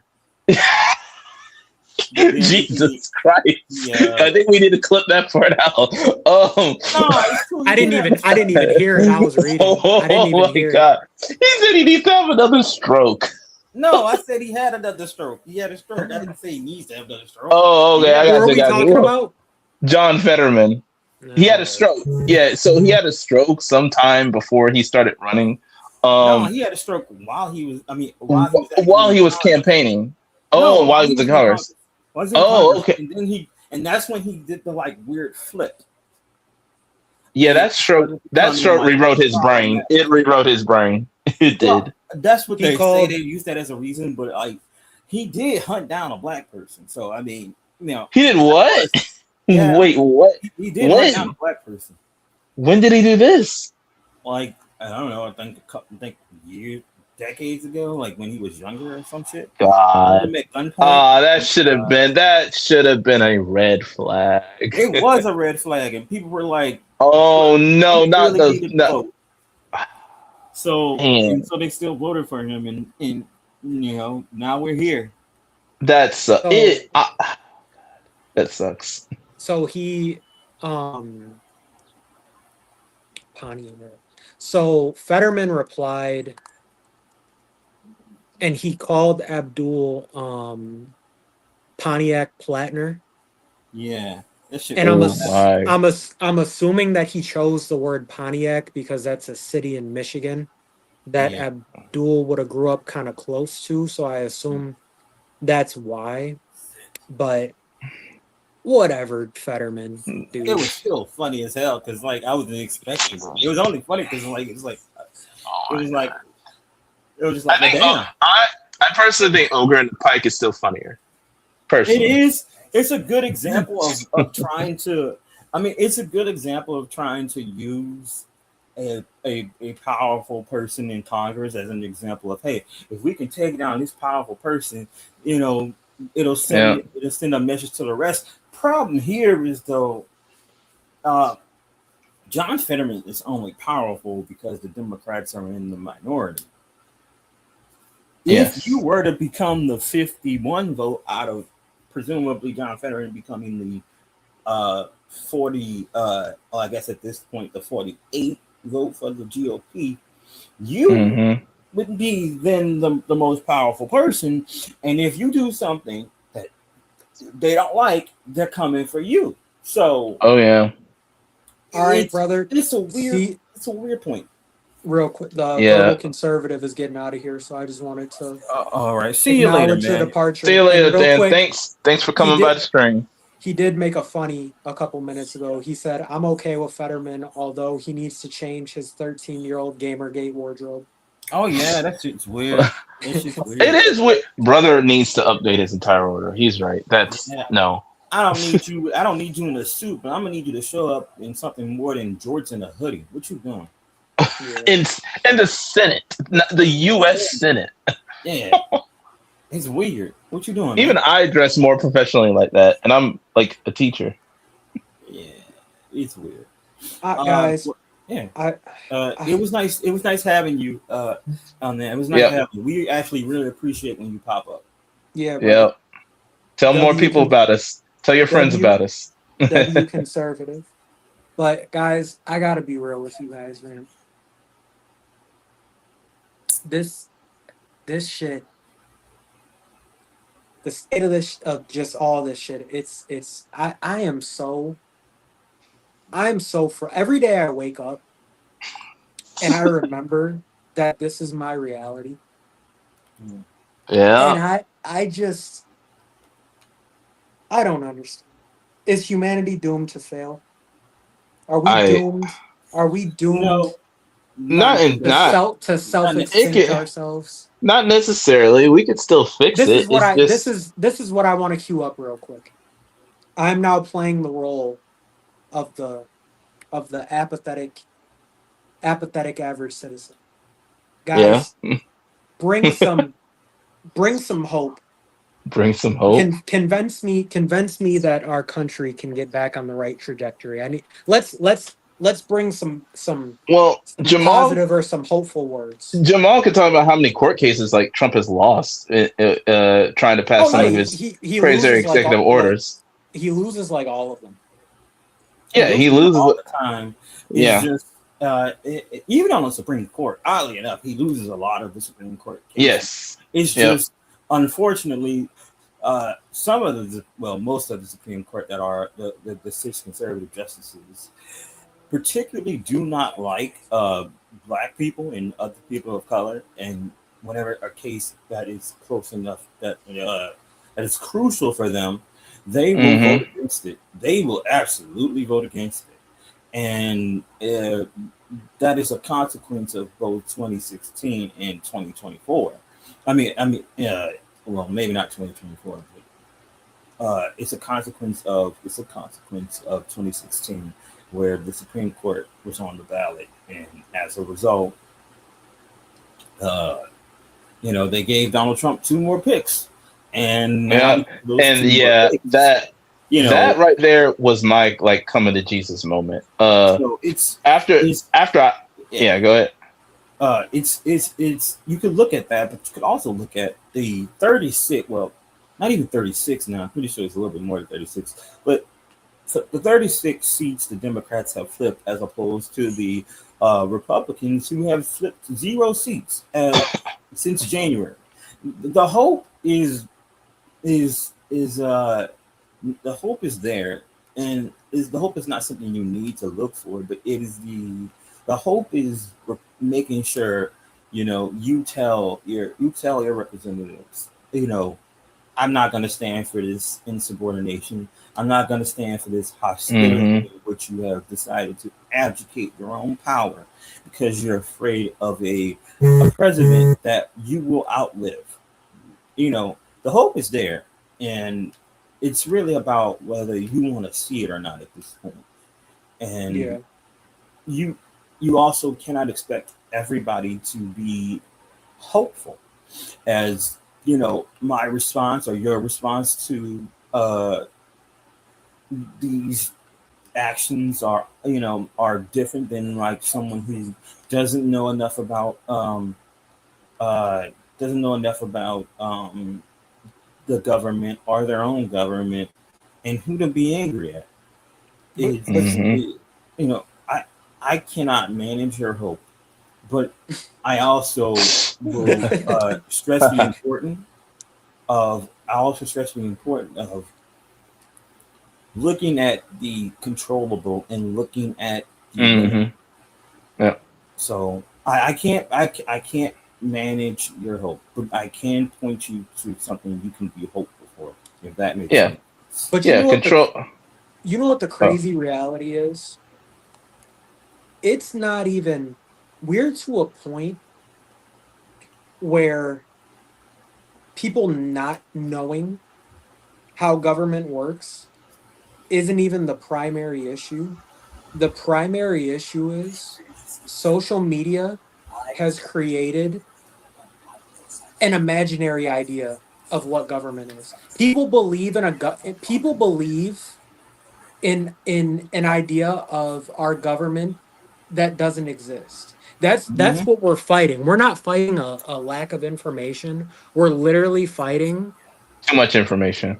that isn't true. Yeah. Yeah. People like if you just look at the people that are engaging in our comments on the videos that I post, 92% of what they say isn't real. And that's their identity. It's Hmm. Yeah. their identity. Every single day I get a response that is literally the illegals are they're sucking up all our tax money and all our benefits. Hmm. I was watching a video of a guy who started a I Left MAGA group. Um, and and I think listening, or not listening as in taking their advice, but I think hearing those people speak, it kind of brings to light where those people are coming from, which we all can gather.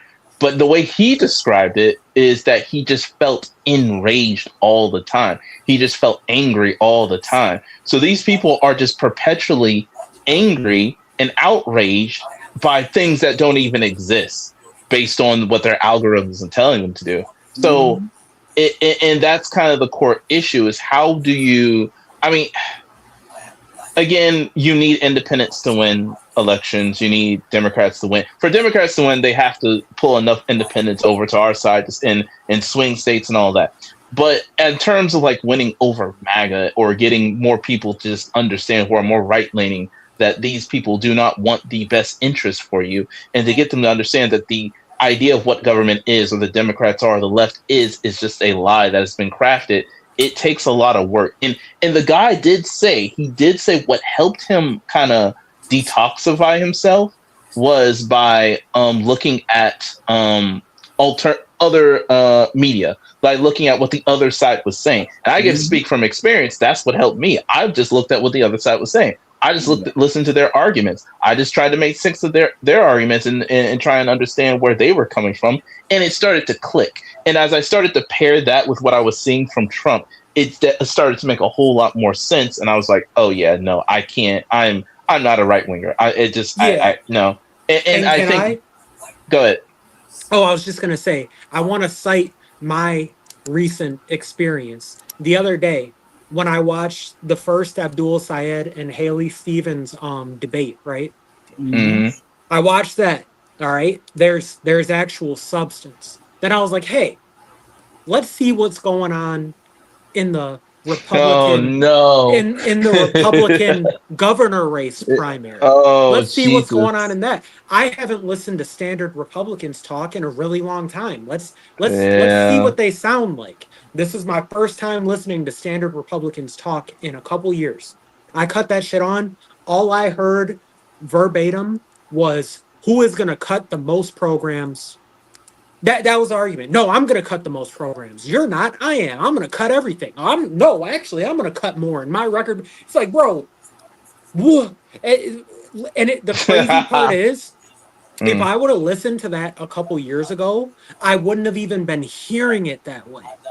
I wouldn't have even been hearing it that way. I would have just heard, I'm gonna put more money into the average person's pocket. That's what I Yeah. would have heard. I listen to it now, and I just hear, I'm like, what? This is and then to take it back to something That's that I said Republican earlier, politics. Yeah. it is infuriating. We are sitting here arguing all this nuance amongst the left, and all they have to do is just get on the microphone and say, I am going to cut everything. And That's people pretty much it. stand Yeah. up and it's thunderous applause. And I'm Yeah. sitting Yeah. here like, what? And it goes back to a reoccurring theme that I've been saying across the board. It is the result of dehumanizing people who are not you. Man. Yeah. That is who cheers that shit on. It's because Yeah. it has It's dehumanized everyone. Yeah. yes. Yeah. They've reduced nuance to this person looks like they're a danger, so I'm gonna take things away from them. Or you need to be afraid of them. You need to take this away in order to stop them. It is a long running. It is a long running. At this point, not even a theory. It's well documented that the best way to get not just white people, but for the most part, conservatives amped up and motivated is to make them afraid of things they don't understand and make them angry at people they don't know. It is a lot easier to be a bad guy when you don't know that person personally. It's why a lot of the times if you interacted with them, they are hostile to you first and foremost. And at the same time, Mm-hmm. if you were to say, oh, I caught people off for being conservative, or I blocked people, they get mad at that because it's almost as if all they have is people that think like them, and they can't stand those people as well. Yeah. And then Yeah, and what that's I got a quick one because okay. I haven't got to say this to you guys yet. I don't think, or maybe I did. What dawned on me is when you talk about these things online in the way that we have been, and Hmm. Republicans I gotta stop saying that. And MAGA sees it. They see us three minorities talking Mhm. about these things, and the Mhm. way they comment in the comments, you can tell that they're immediately assuming, look, these are three welfare babies that Mhm. right. And Yeah, but what they yeah, don't you're right. realize is when we're up here calling for this stuff, Mhm. this is stuff that's gonna affect our pockets too. The Mhm. stuff Yeah, that we're calling for. yeah, You think of us as people that are sucking up benefits, brother. These are my tax dollars that I'm talking about, yeah, Yeah. and Think about and I some am parents still don't. that's the thing. calling for this in a time where everything is more expensive than it's ever been. Like Mhm. they don't look at it that way. And it goes back to I just don't think they have the capacity to think long term about how cutting these programs, cutting all these taxes will impact the quality of life of everyone living in that area and the districts and the states and the country. And Well, because but they don't have that understanding, it becomes such a disconnect because a lot what they want is an instant relief to their pain, right? So they Yeah. see the tax cuts and they think, oh, tax cuts for everyone, which it was. That is true. But they don't think about, wait a minute, you're telling like a taxes even for hundred the richest dollars on people? the year, man. Right. If you make like 50K, 60K, 70K a year, you're not getting as much money as you think you would. Yeah, you get It's a something couple back. $100 tops, man. Yes, but if you look at the long term, I guess impacts or consequences, well, you have programs that are less funded, schools that are less funded, roads that are less funded, which leads to taxes or money spent elsewhere. So you might think you're getting a good deal by getting money up front, but you got to pay more later on. And I wish they economically would understand that, so that way they see that Republicans' only policies have been tax cuts for the rich. Like I think both Bushes did the tax cuts for the rich. Trump has done Mhm. them twice at this point, and Reagan started it. Reagan started it, and it was Bush, and it was Bush again, then it was Trump, then it was Trump again. So it's just been all these like five, well not five, but four Republican presidents have been harping on cut the taxes, cut the taxes, cut the taxes, or cut Yeah. programs, and all this sort of stuff.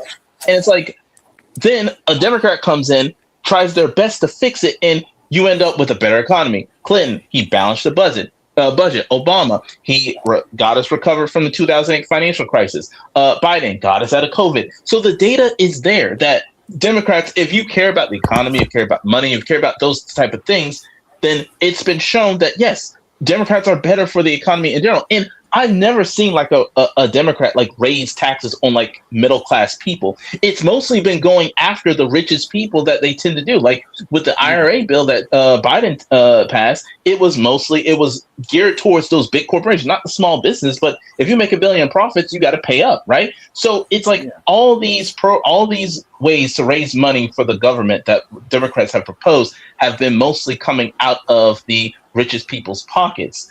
It may affect our pockets in some ways if they expand programs or do this or do that, right? But at the end of the day, they want to go after the rich people. But I think a lot of people have to understand if you want a better quality of life, everybody has to pay up sooner or later. And I think it's worth it, especially if you end up with systems that are well funded. If you lose your job, and you don't have the money to pay rent or do whatever, you can try applying for those programs. If we make the process quick, efficient, easy, well funded, there you go. You're taken care of. And while you're trying to find a job. But they don't see it like that. They just see it as, well, I want my money and I want it now. And because of Yeah. that, they vote based on that. It's like I said, it's Well, all based on vibes. And of And you course know what's hurting crazy, immigrants and Chris? stuff. I'm gonna it's also no. Oh, go ahead.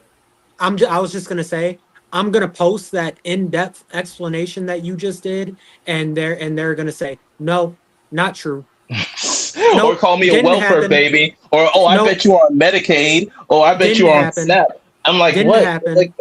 yeah. Not No, yeah, not true 100. because illegal immigrants didn't happen. No, not true. Oh It's wait, just we got a response. Hold on. We have Gamer JM. He said, I'll never own a house. Not only do some not want to see it, but they've made it personal. They become Yeah. combative. How dare you Hmm. insult we XYZ? Like, I'm sorry, if you run the numbers in every damn metric, you would see how absolutely stacked the entire system is. And if pointing that out is a personal attack, then boy howdy, I'm about to personal attack a lot of people. Yeah, it's that hyper individualism that It is, seems to be yes. like the biggest issue, because for me, when I hear, oh, I don't want my taxes raised, and it's like, okay, yeah, I understand. I don't want my taxes raised as well, but I have to look at it like, okay, I'm controlling where my taxes go. I am controlling the means of production through my money, and that's the reality. It's like, I had a friend. He's still my friend. He's much more of a centrist now, and that's as far as he's probably going to be able to move. And that's mostly just because he's white, and his real he that lived experience is missing for him to fully uh, fully understand why taking care of the most vulnerable leads to everybody having a benefit, just due to the domino effects. Hmm. So, but Yeah. but even he'll be like, uh, you know, he'll be like, I can I can finally understand how controlling my tax dollars is not just my tax dollars, because I'm not the only one that pays into the freaking government. He's finally at a point where he goes, okay, if I want better, I want my Hmm. tax dollars to go to taking care of everybody, which will yield a net positive for me. So it's a classic case of that hyper individualism that permeates America. Sometimes to our own benefit, other times to our own destruction. Is it's both a good thing, and then a bad thing. It's a bad thing because there are too many people who, when they say my tax dollars, they don't mean your tax dollars. They mean theirs. They mean their money that they're not seeing because of the state that they live in, that makes their wealth a lot less. And Yeah. trying to explain that to somebody who has delved into this hyper individualistic, individualistic, in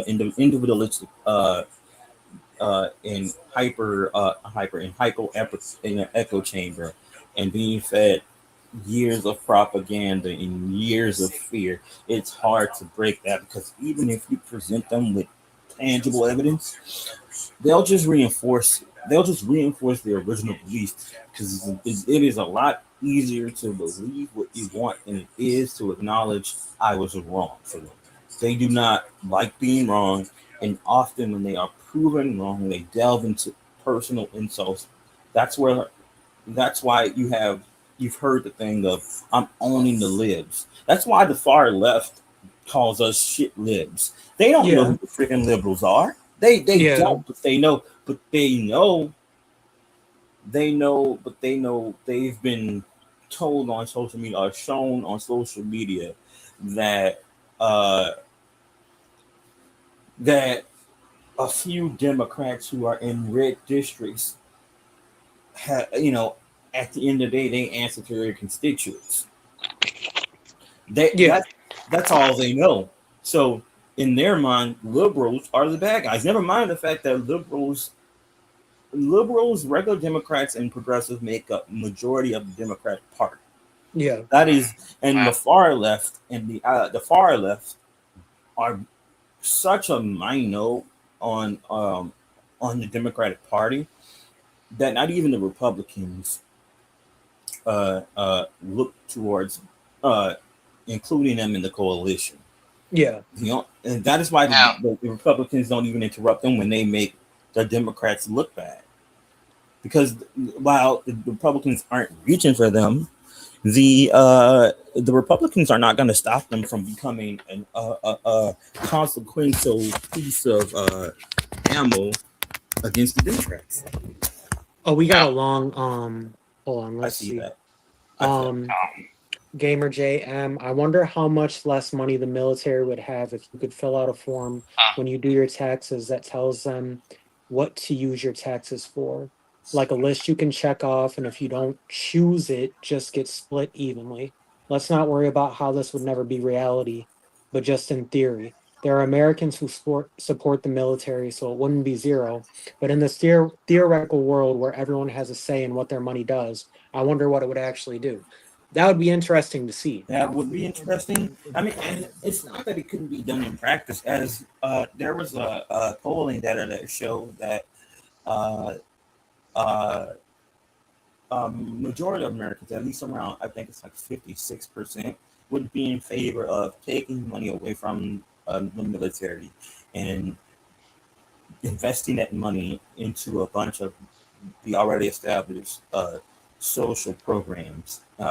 Well, what's left of the institutions that we have that are probably Yeah. going to see such an overcorrection that in the future it won't be what they originally were, just to make sure the mistakes in which allow such a flimsy uh, uh, uh, consolidation of power to just one entity doesn't happen again, or at the very least, it's a lot harder to do that. I mean, I think that I think the Supreme Court are doing the Democrats a lot of favors right now by showing how political they've become. They are Yeah. indirectly telling the Democrats that, oh, wow, no, we're political. We're absolutely political. There is a reason why Amy Coney Barrett went to the Senate, as well as Justin, I think Keegan went to the Senate, and they had two unique responses. Both are inherently about themselves, because Keegan also is kind of like a capitalist. At the end of the day, she's liberal, but she's a capitalist liberal. Does that make sense? Yeah, Jamal, real Like a quick, classical liberal. Yeah. your Okay. voice is doing like a Darth Vader thing. Oh, that's my food. I'm eating, y'all. I'm sorry. No, No, I don't think it's your it's food. it's something I think else. it's something with your because it doesn't sound like you're chewing or anything. I mean, I couldn't Oh, tell because it's like oh, staticky. It's like oh. staticky. Let me. It might be my headphones. They might be ready to die. It's been like 2 hours. So hang on. Hello. I gotcha. 1 second. And then to take it back to the taxes. And then, we do all this. It's so disappointing for me, because then we get on a topic of something Hmm. that should just be a unanimous 100%, which is kids eating free at school. Oh my gosh, And that they it kills and me. they It fight kills it, me. and they fight it, and they fight it, and they fight it. And then you tell them, brother, on the high end, this is going to cost you $10 a month. And they still fight it. And it makes me so upset, because we are talking about people who, one, went through the public school system themselves, two, probably have either children or grandchildren in the public school system right now, and they're Hmm. so rigid and so toxic that the idea of $10 a month so every child can eat at school. And this is the thing. I here, you want to talk about a wild extreme take? Mhm. I don't care if 100% of families in America could afford their own lunch. I would still be in favor of 100% free food at every public school. And the Yeah. reason Yeah, for that is because you are forcing kids to go to be somewhere. here. Yes, You're forced. they're legally have to be there, and we're legally supposed to feed them while they're there. So you might as well make it free across the board. I mean, And why it's not? 10, we're talking about kids. We all have, Yeah, especially now yeah. that I Yeah. have one. When you have one, your level of empathy for children, it changes even more, Oh, I Oh right? bet. yeah, Like, we are yeah, yeah, talking about kids, man. We're not even, yeah. like, I could understand if someone gets uptight about prisoners eating, but still, even my argument then is people have to eat food, and so, Yeah, we're not but an inhumane country. We but it's shouldn't like, be. We dude, shouldn't be. we are talking about children. And it's like, you know what I would want to do? I would want to get one of these people, I would want to drag them out of their hole. I would want to take them to a public school, but knowing the track record of people on that side, they're probably not allowed to be near a public school. But that's a whole separate argument. Yeah. Oh, I man. want to drag them to a public school. I want to take all the kids, sit them in the auditorium, all the staff. I want to Oh, sit them in man. the auditorium. I want to give this person a mic and I want to say, explain to these children why they shouldn't get food for free. Or Yeah. And I explain want to why. see, I want to see Yeah. how they do. And I'm sorry, I know that I'm doing a purity test here, but when we're talking about children, like it, come on, dude. I don't know what your There's one argument could be answer. that children deserve it. Like, and that's what drives me crazy about that one Minnesota Republican and who was against Tim Walz feeding kids in his state. I'm like, why wouldn't you just say yes to that? Like, the only argument is that you believe it's the parents' responsibility, but sometimes parents don't have the money. It's like children didn't ask to be here; they have to legally be at school. So it's like they can't get a job. So it's like, And yes, you have to feed kids. We have to feed kids in this country. That's a non-negotiable. To me, that's a non-negotiable. and you want to hear something insane? Speaking of capitalism, at my last job, right? If we had a meeting, if we had a employee meeting, right, that was either outside of business hours or around lunchtime, right? Mm-hmm. What did my employer do? They got us food. Feed Yeah. us. Now, did they Yeah. have to? No. And we're talking about, I'll say an insurance company, the definition of corporate capitalism in America. And even them, they have the decorum to have money in their budget to feed their employees when they're forcing them to be somewhere out of work hours. Yeah. Yeah. So what are we doing? Yeah. And I then, don't. and sorry, one more thing. And then there's a whole other layer of this. We're talking about the current shit quality food that these kids get on top of that. Oh my God. On top of that, I the can speak to food that. is the bottom of the, well, we all can because we all went through it, bro. Oh yeah. Like we're talking about bottom of the barrel food. We're not even talking about Asia where they give workers and students free feasts every day. Lunch, breakfast, like Yeah. And that's the thing. Like, to your point, yes, we do have a lot of free and reduced lunch in this country, but the quality of that food, I can't tell you how many students have just thrown it away or don't want to eat it, or like, I don't want that, or blah. I'm like, I get it. Like, I'm sorry, but this is what our tax. That listen, we live in a poor county and everything. This is the best, but it's like we can do better. And here you have the governor of our state saying no property taxes. Like, so it's like, well, so what's gonna? How do counties fill that hole? Like, it's so stupid. Guys, pause What? real quick. I'm so sorry. I was like, All right, so I hit a flow state, man. I'm so sorry, but you'll understand in a moment. We have a first-time chatter. His name is One Bodyguard FBI. He said shalom. That's a nickname. That's a name. So shalom, brother. But the next thing, he said the military needs more money because we need more weapons out here. But it doesn't matter because they're merging our military with the USA's. Haha. No, brother. that is not happening, by the way. Wait. Who's wait? I'm confused by the company. He said merging the Israeli military. Is that what he's talking about? No, by the way, Where that's are not you? what Bill does, by the way. Well, wait, yeah. We'll get to that. Well, there's more nuance. It merges aspects. That's for sure. Yeah. That is happening. Your stupid politicians voted for it. Where are you? Not voted for it. By the way, it is not. It has not actually gone through. Wait, but we have an interesting opportunity here. Where are you? Well, you don't. I don't need like specific. What country are you? Yeah, from? just tell us what country you're from. Because if I can get the opportunity to get in, Israel. I have where? Questions. Israel. Okay. All right. Oh. This has been real interesting. Interesting. So he's IDF. Oh. Is he IDF? We don't know where he stands, brother. Come on, Chris. No, Wait a minute no. before you go ahead and do all that. I'm saying, is he Indian? Yeah, we might have an IDF soldier Oh, commenting. no, American Israeli. So you visiting Israel for some work? Oh, gotcha, Okay. gotcha. Well, hold on. Okay, Before now you we answer, can get. Now this is gonna get interesting. do you have a homestead in Israel? Now I'm curious now. Dual citizenship. Yeah, I went Oh, to okay. a All right. All right. Oh, That's what's up. wow.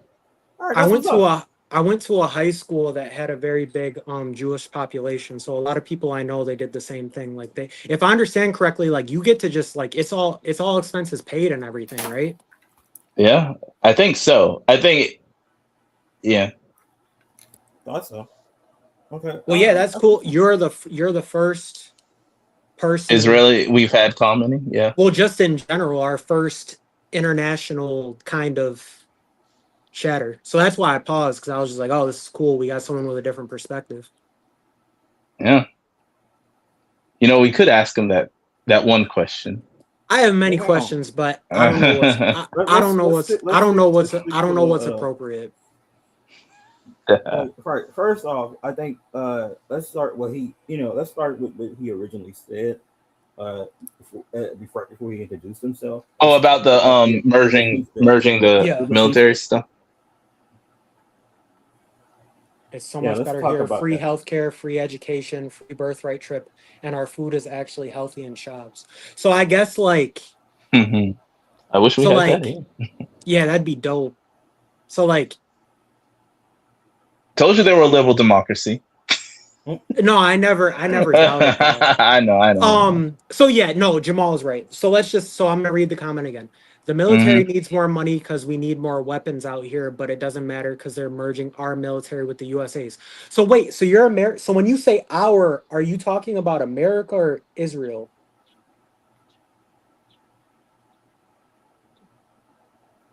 Israel. Oh, brother, but you're with us. You're with us too, though. You're American. That's why I was confused because you said our. So wait, So is he in support of it? Is he so in you got support? so you need more weapons? I'd rather not be. Oh, American. Oh, okay. So like, what are your? I don't know. What are your views? I guess. Like, in terms of what is, because he said that Israel needs more weapons. So I mean, I don't know what it's. I've never visited Israel. I don't know what it's like there or anything like that. But I'm very curious as to what his perspective is on uh you know what My the views. My views are, and I don't care if it offends you. Okay. I don't know what the. I'm not offended. I don't know what the I'm views not are. I'm I'm just not curious. No, offended. I just want to know. I'm Yeah. curious. I mean, Yeah. even if it offends me, hey, we've heard all sorts of views. Okay. Yeah, I don't know. I like to know. I like to know what people think. That's what this whole thing is about. Like we like to talk to people.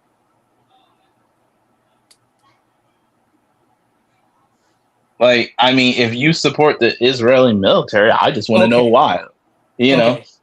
I couldn't care less if Americans should pay more tax and have less stuff. For us, it's a win-win because our military now, with the merging, is the most powerful in the world. Oh, I see. Oh, he's kind of just being a dick. I see. All right, cool. No, no, I don't. I think that just, Or is it just a language barrier that's making it come off as hostile? I don't. no, I don't think that, because I don't think that. I just want to know where his stance is with, Uh-oh. He said, you know what's funny? Oh no, what's coming? Oh no. What's because I'm coming, just brother? curious. I'm just curious, is all. Okay, I was talking. so from what I've gathered, you're pro, you Like, is know. he pro-Israel, that sort of stuff, Zionist type person, where he 100% Yeah. believes in the existence of Israel? He thinks the IDF is doing what's right in their fight against Hamas, and they need all the help they can get. So he supports the merging of the two militaries. That's what it sounds like. Now, if he gives more context, I'll update my Oh, stance. damn. In Israel, we genuinely couldn't care less about the I don't even want to read this out loud anymore. I feel like I'm about to get like, damn. Oh, You yeah. Yeah, I mean, I'll read it. It says in Israel, we are generally No, you couldn't let's care just tro- read less. it. No, are you We let's are read couldn't it. you trolling? couldn't He care less might be. about the U.S. or Europe, but y'all out here dying for us. We appreciate it. Ha ha. But All right, brother, all right. you're American. Yeah, Yeah, that's you just told us you know. yeah. Because if you're American in Israel, you should care about like Nope, American I'm people dying. genuinely Israeli. Now, Chris, this Okay, is he the didn't say I'm gonna two tell different things. Oh, Chris, Chris, what? this What? is the stuff. This is the stuff I be talking about, man. I no, I get where brother. I get where you're coming from. I understand entirely. Like that's crazy. But wait, I want to ask him. How does he feel about the like? How does he feel about the IDF or whatever and what they're doing, I or think just it's the war clear. in general? I know, but I I want to. You I, know how my brain works. You know how my brain works. I think it's clear.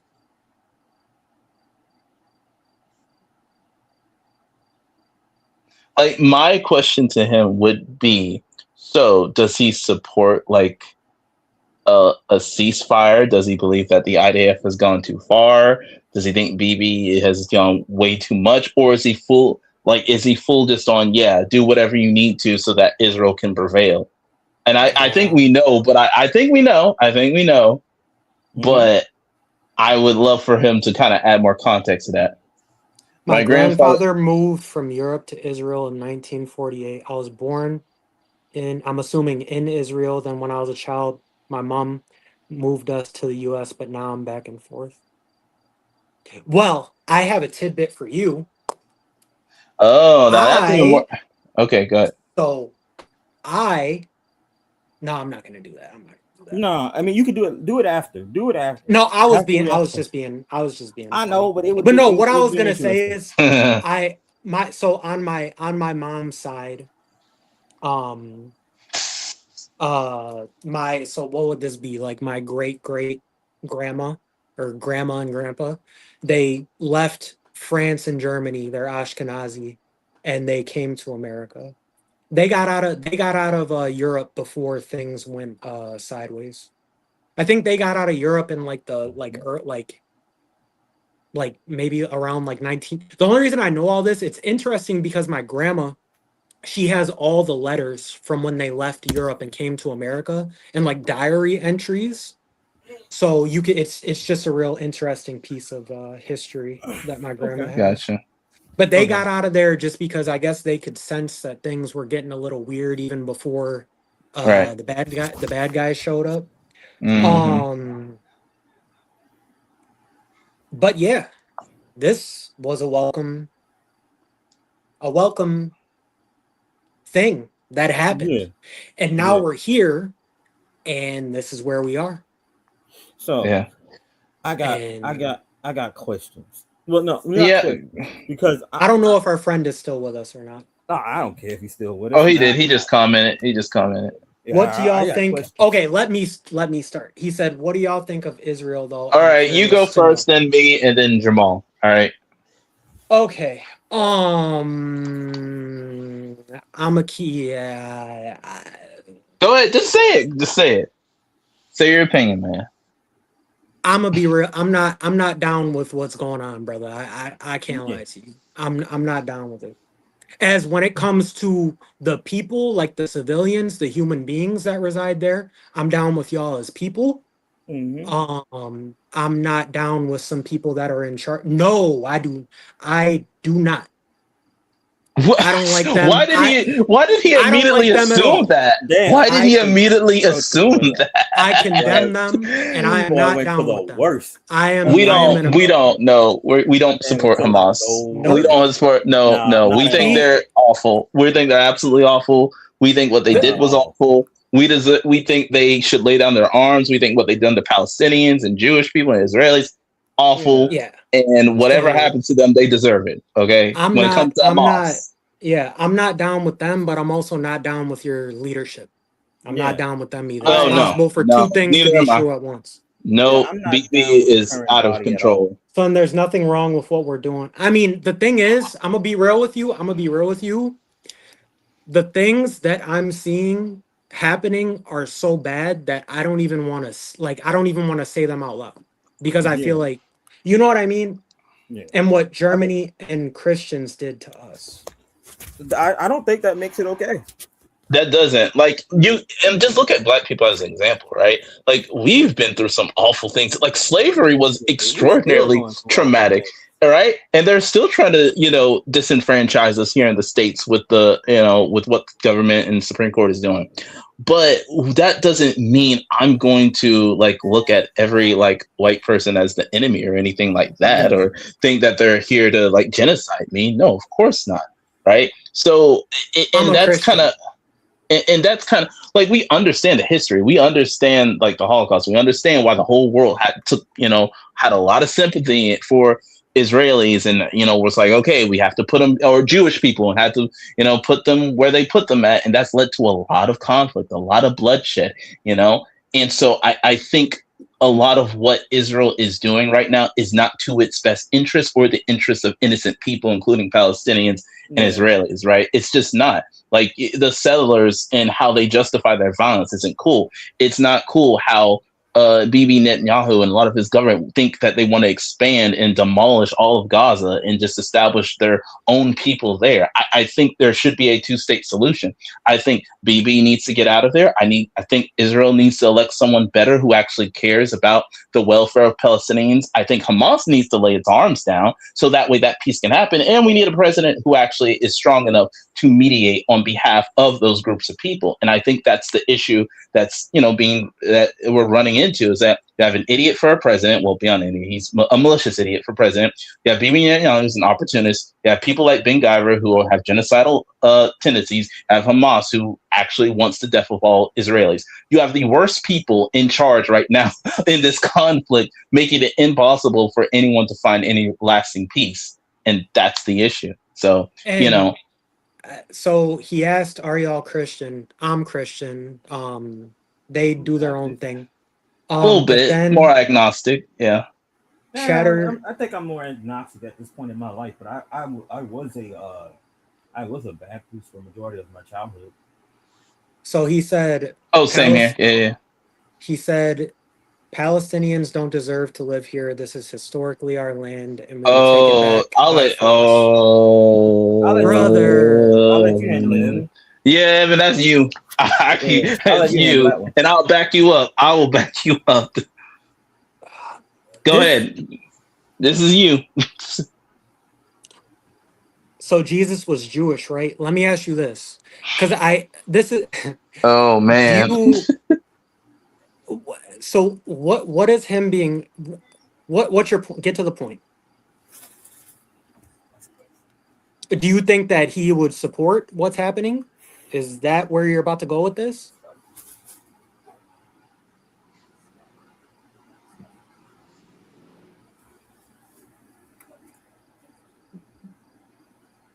Because the thing is Palestinians are innocent people. Like I understand there's bad blood, but at a certain point, the adults in the room need to Yeah, just say enough is enough. And unfortunately, Hamas hasn't said enough is enough. Bibi hasn't said enough is enough, and Trump doesn't care because he's a fucking idiot. So what you're And left with is just, I mean, the innocent people suffer. Israelis are looked at as monsters because they can't, stop bombing Gaza. Hamas looked at as monsters because they can't stop, antagonizing Israelis. And nobody, it's like at a certain point, you have to like let it go. Like I you wish you have to like Israel has to let it go and be like, all right, look, we did enough. Let these people have their land. Stop expanding on it. Let's encourage Hamas lay down their arms, and let's help them form a government. Let's help build them back up. Like you have to. If you don't do that, it's just going to be endless conflict until one side is erased entirely, and that's uh, not what either of us want, or our none of us friend here want. said Judaism yeah, is Judea. Judaism is the true religion. Christians worship a man who died. God can't die. God, Jesus rose. Oh He Lord. rose though. See, that's the thing. But this is what I'm not gonna do, right? yeah, I'm not. I have when it comes to that, I have my beliefs. I yeah, wouldn't sit Mm-hmm. here. I would even though I believe what I believe, I wouldn't sit here and I wouldn't try to invalidate yours. You feel me? Even the But Muslims Mm-hmm. have more sense yeah, than y'all. The no, Muslims. I, yeah. No, I this look, is I this. agree Wait, with you. real quick. All right, all right. The reason, Oh no. the reason that I'm hesitating is because I've just seen banter like this online. I've Yeah, never actually encountered it. encountered it in the Yeah, wild on Yeah. my own. So I guess I'm just It's kind of taking, because when you see this stuff, you think to yourself like, it's only online. It's only is online. this It's just a real? And character. yeah, then so now I'm Yeah. like, yeah. this is what I Then gotta you, say, yeah, brother. Brother, this is what I gotta say. You gotta lock in and what you got going on, hmm you gotta figure it out. yeah, Because like the stuff, like I don't like I feel like what it is you're like trapped in a bubble. And I feel like if you had a different perspective and you were looking from the outside at the stuff that you're saying, yeah. Mm-hmm. you'd realize like this ain't the way this ain't No. the way to live, man. No. And it's Like there's like a reason. you There's a can't you reason. can't you can't you can't because like this is what I'm gonna say. So since we've started this conversation, you've dissed Americans, you're dissing hmm Palestinians, you're Yeah. dissing so it's like you're even dissing the people that are like helping your cause. And it's like you have such a strong level of nationalism that's enforced in you that you somehow inadvertently you see the Americans that are helping you as the bad guy. You see the hmm Palestine like Or expendable. He this sees them as expendable to and their Yeah, cause, and this that's just not isn't. cool. And then the ironic part is you referenced the Holocaust, which I understand, but it's like at this point you have went in such a circle that you reference that, but you're kind of on the side of that, and you're doing it to other people, and it's just you got to lock in, bro. And it's yeah, not cool. It's You not got to cool. lock in, and it's like I don't yeah. even know. I It's not don't even even walking a fine line. It's I just, feel like at this point, if I debate you and I play into your game, like I'm ceding to that, and I can't even let myself get to that like level, man. And like yeah, I try to be empathetic, I try to be compassionate, I try to be understanding of people, but what you're on, I can't even like. yeah. I swear, a while back, U.S. politicians were saying they have a biblical commandment to protect Israel. No, I'm going to tell you this, brother. Maybe the Republicans, but I'm going to tell you this, brother. I'm not an evangelical Christian. So when you use lines like that, that doesn't work on me. That mm-mm. doesn't work on me. I have one obligation, and that obligation is to follow Jesus. I don't have an obligation to defend the nation state of Israel.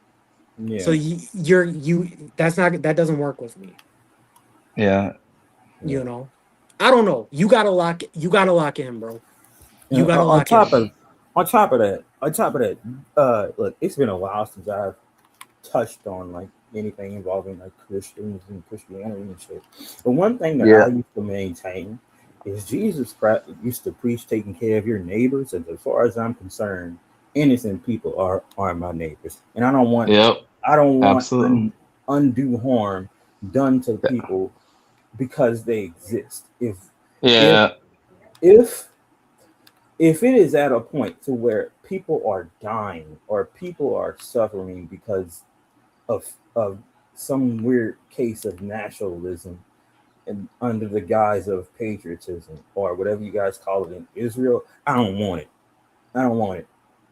There, there is Yeah. no excuse for doing what's being done. And if So if it mattered that much, and Americans are that expendable, which is what you said, then you will Just have no problem when the pendulum swings back, which will be very very soon, and and enough pull back that money. They pull back that support yeah. because all of which Like is offered. This real this quick, short defense bill is only yeah. 6 months, by the way. And real the quick, thing That of will it be pulled is, back. what? because Oh, go ahead. Go he ahead. just commented, how can you worship a man who died? The Bible is genuine BS. Christians are brainwashed. Brother, if I'm brainwashed, You're brainwashed because Right. we're both worshiping the God of Abraham, just differently, right? By And the then you way, said, that Muslims are brainwashed too.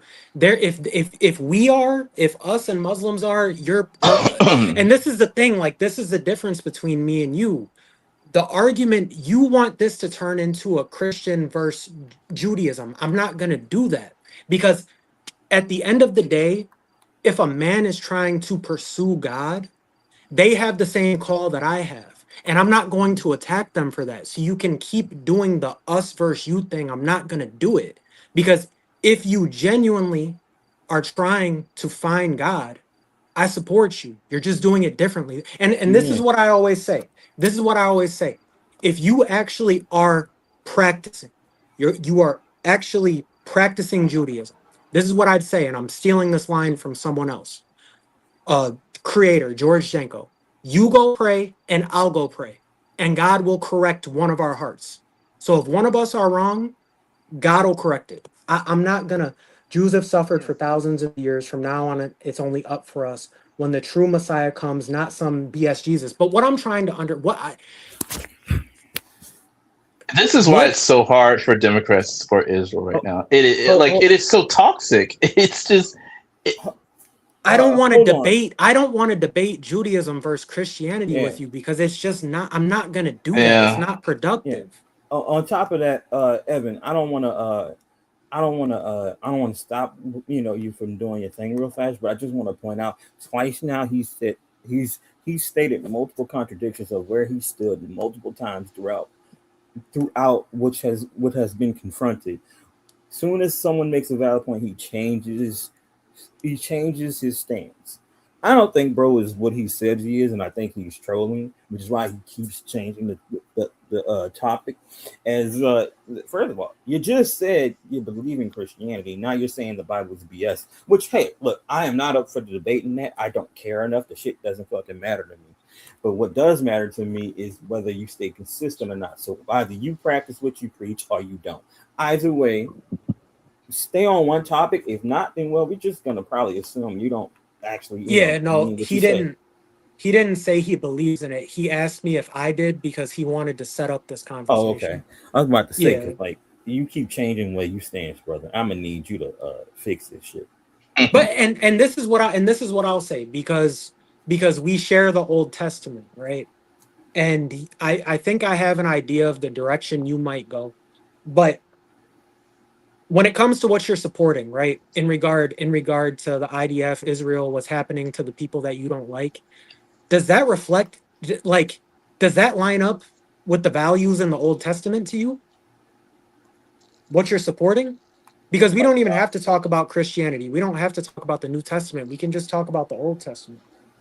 What Old Testament? The Bible's been updated about 5,000 times. You know what I'm trying to say. I'm trying to say, you know what I'm trying to say. So what do you believe? What do you It sounds like Judaism is where he's but at. that is With, but that is that but that that's where do you think they get it from? That yeah, that's the thing. Like and that's to Jamal's point about the contradictory stuff. it's the Old Testament.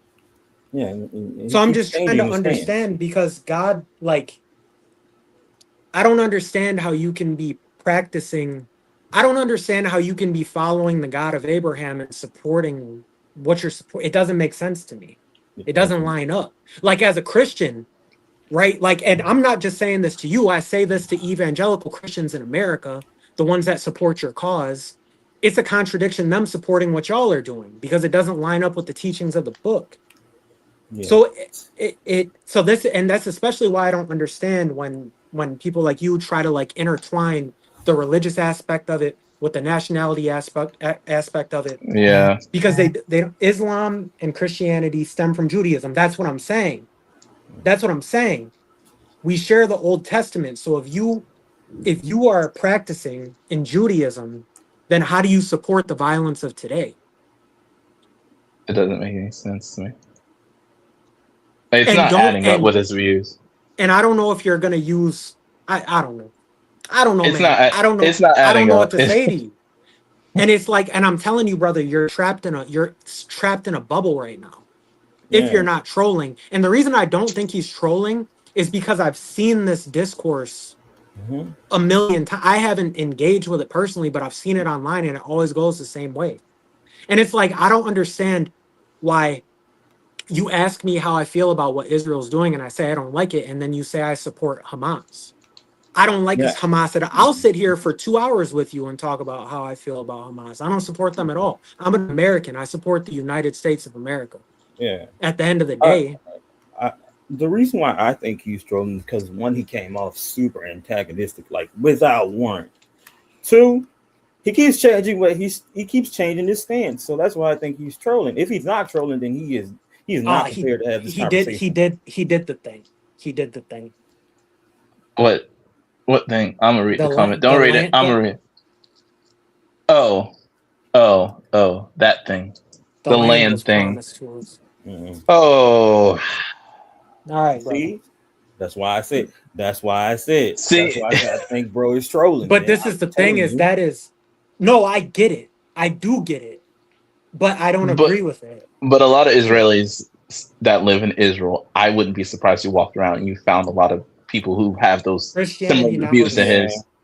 That's yeah, fine. Again, if you feel Christianity is BS, I'm not going to try to change your mind, brother. yeah. I'm not. God don't Look, try. God gave you free will. God isn't trying to change your mind, so I'm not going to try to change your mind. That's yeah, foolish. All they it's think is all you accept Jesus and you go to heaven. Yeah, that's what a lot of evangelical Christians think. I'm not an evangelical Christian. like You're right. It's not accept Jesus and go to heaven. There's a lot more that goes into it. But again, you're sitting here preaching this, but what you're supporting in practice doesn't line up with going to heaven. Like it doesn't line up with going to heaven. That's what I'm trying to tell you. So it's like you're sitting here and you're Yeah, ranting and raving about like, evangelical Christians, but you support a genocide. So it's like you can't gatekeep and heaven. I was getting to that part about like, okay, you can't like believe It yeah. in does. It's It like you're doesn't not. make Christian and sense. Judeo Christian values, and then all of a sudden think it's okay to kick people You're out of their land or and out I'm of their gonna. homes We will. indiscriminately. We will build the third temple, and our Messiah will come, and then you will see who. Brother, the Messiah already came, and y'all didn't believe. And see, I'm falling in. Oh, I'm falling into the game, but like Yeah, that's why I'm saying I'm like I'm fairly certain, bro, is either unprepared for I this don't think he's conversation troll. I don't or think he's he's trolling. I think no, he's he's real. not. He's too. He's saying. He's just saying all the talking points. like that's why Like I'm this But saying. I is get. Yeah, But so if again, he's not trolling, like I said, he's unprepared for this conversation. that's fine. If you think that, that's fine.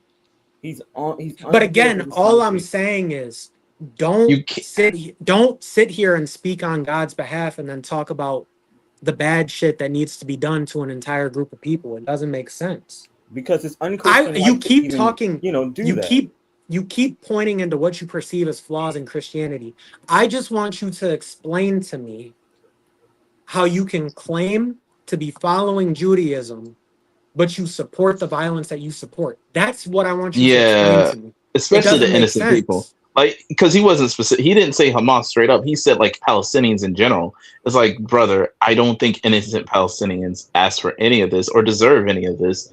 So him defending it is, for religious views is. I mean, that's partially why I just think some religions are just real. Just it doesn't lead to good outcomes. It just doesn't when you have such a religious take on something that is a geopolitical issue. It Yeah, just it muddies the waters so much where you just miss the whole point of what's going on. And Israel even having its own country wasn't for religious reasons. It was because of the Holocaust. That was the reason that they needed a place to go. The whole world was like showing empathy. They were like, look, y'all can go here, and a lot of countries agreed to it, and that's what yeah, happened. It wasn't because they were following some religious text. It was because, well, based on the circumstances, that's where they believe they should go. And from there, you have the conflicts that have arisen between Palestinians and Israelis, and it makes sense because Palestinians were there predominantly before 1948, and after that, it just changed. And I understand their anger. I understand why they fight back and everything. It's just at this And, point, it's just the worst people are in charge in this conflict, like I said, and it's not leading to anywhere good. And religion has nothing to. It just has nothing to do with it. I just don't think it does at this point. I think it's an irrelevant factor in most of what you see from Bibi and the rest of the Israeli government. But brother, this and so then this is the thing, and then you say what you said. You said they don't want peace. We've tried many times, and they technically forced our hand, and now they suffer, and everyone's mad. But this is my issue, right? Because I want to take it back to some things that you said earlier in this conversation. Earlier in this conversation, you came in here and you said what you said about Americans being expendable, right? Yeah. So you make that comment, you That's not laugh cool. at it. You make that comment, you laugh at it, you think it's funny, right? Then fast forward to now, you're like, oh, but we're trying to have peace and this, that, and the third, and we don't know why everyone's mad, brother. You just you're antagonistic when it serves you, and then when you get challenged on it, then all of a sudden it's the defense card, like, oh, we're defending ourselves, and it's like, well, either be like, come on, man, like it is funny, and then you say stuff like that, and then you want me to be receptive to your cause, and it's like you're shitting on your biggest our leadership our leadership is your I'm trying not to go full like patriot here, but our leadership is the only reason that you're able to do what you do, and then you say it's funny. And by the way, if we disappear, if our country disappeared tomorrow, you're fried. Do you realize that? You're absolutely fried. Not just fried. There's a good chance a much bigger, meaner monster decides to show up. And I don't mean like in the theory sense. No, a much bigger and meaner monster will dead ass show up right after. Yeah. If you cannot understand the importance of America being the big fish, even in its fractured state. Of what happens and a lot of those tomorrow, you're not prepared for this conversation, and you're not prepared for what happens next. And all those U.S. soldiers, like that was real disrespectful too. It's like those people did not ask to be sent over there to fight in a war that your prime minister started when he shot over at Iran. Our dumb president, of course, went along with it because he's a dumb, malicious idiot. But at the same time, those soldiers didn't ask to be a part of this war. They didn't want and so one of them was literally, she was just graduating high school last year. Like, come on, man. Like, come on. Two, I believe, if I'm not mistaken, two of those soldiers were young. We're talking like fresh out of college, young. So by all means, please explain to us why Americans are expendable. And why should it? I think we're going in circles with him at this point. Well, no, he's not listening. He said, "You think we rely on America? LOL ? One day when the third temple is built and we have greater Israel, we won't need help. Then you'll come to us for help." Okay, so he ain't prepared. There's never going to be a point in history where Israel's going to become a more powerful nation than America. Like, it's just. America is too large, too powerful, we have too many trading partners. America, even like Jamal said, even in its fractured state, it's still the most powerful economy in the world, most powerful country in the world.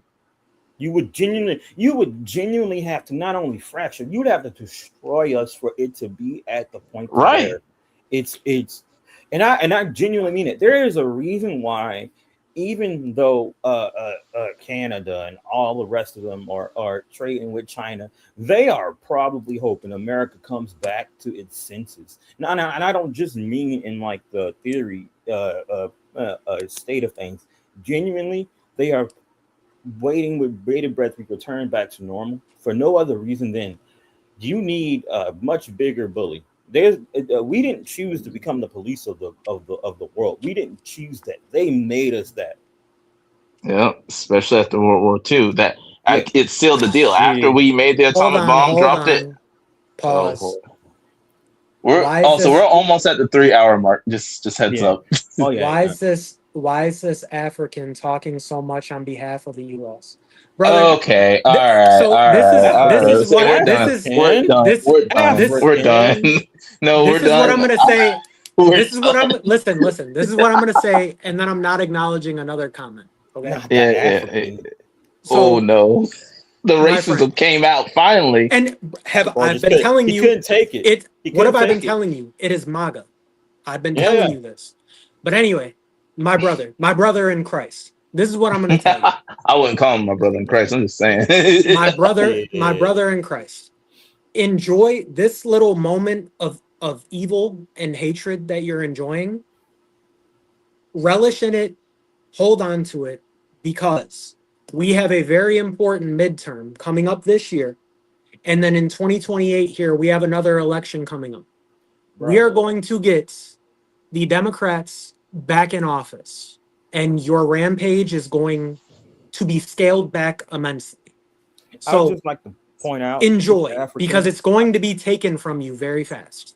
I would hope just like to also point out cuts them off. this African here, by the way, my grandfather is from Honduras, and my father's father is he's from Paris. I mean, excuse me, he's from France. Ain't nothing about me African, bro. From a bloodline standpoint, closest you get is me being like French Caribbean. Yeah, we're African. Well, I'm African American. I've never. I mean, been I'm to African Africa American in the life. sense that like this is Same here. where you know this is where my He said, "Why you begging to be French?" All right. No, All right, we're done. All brother. right, Hey, but listen, but listen, we're You don't know done. what French Caribbean is? No. No, be we're proud done. of your heritage, African. That's stupid. Oh That's my stupid. goodness. No, we're Yo, done. this is what I'm gonna say. International racism is way Jesus crazy. Christ. It's way weird. crazier It's than American weird. racism. Wow. It's That's weird really because but I want to funny. shout out. because But real he quick, just pointed out. Oh, go ahead. we have another chatter. IR Oh, no. Canadian man. He said, "Ayo, even if America did come to its senses, it will take many, many years before Canadians indeed. ever trust America again." Oh, yeah, Canadian no. man, yeah. we Valid, agree. valid, We agree. valid Understand. comment. Oh yeah, we Valid agree. comment. Understand. We agree. Understand. When we say all this, we understand it will take decades to repair what has been damaged. We're not ignorant of that. Understand. We are under no assumption it will be hunky dory almost immediate. No. All of us understand it will take decades on decades to repair what has been destroyed. But wait, That is realistic.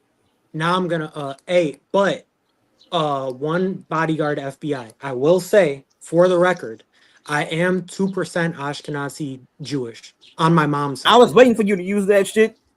Drive his ass mad. So I'm half black.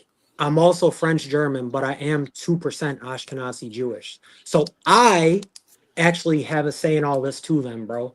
And I say that the land wasn't. I say that the land wasn't promised to us thousands of years ago. And I say that Jesus is God. And I say that as a Jewish man. So how about There we go. Wow. Oh my God. Evan hit him with the banger right there. Bro, the haymaker. Like I mean, since we're being dumb and we're just goofing off, let's goof off. Like, because what are we doing? Oh man. I just want to know.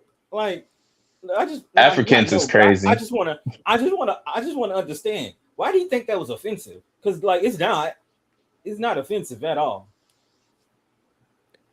IR Canadian man said, but it's good what Trump did. At least we finally diversifying trade.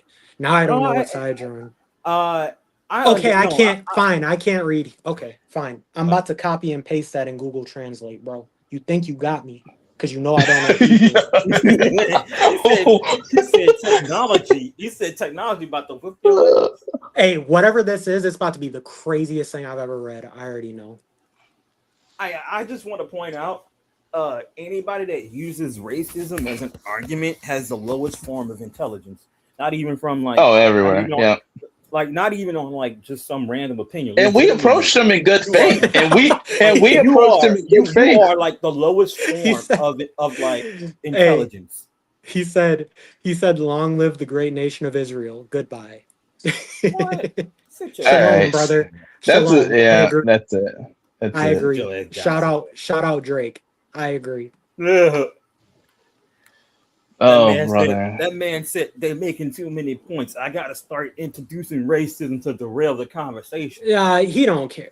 I certainly not a Trump supporter. Just saying about time we found other more reliable trading partners. No. We get it. Listen, man. I'm of the opinion. I didn't want America being such the superpower that it was because of the because of people like Donald Trump that exist here. Donald Trump he is a symptom of what is left of the Confederacy. He's the last dying breath of white supremacy in America. It is dangerous. It is dangerous, destructive, and often takes everybody down with them. So Wow. when so Oh, real quick, so for me, yeah. Oh, go ahead. sorry. Go ahead. I are Canadian, man. I want to know what's your opinion on on what just happened in here, bro.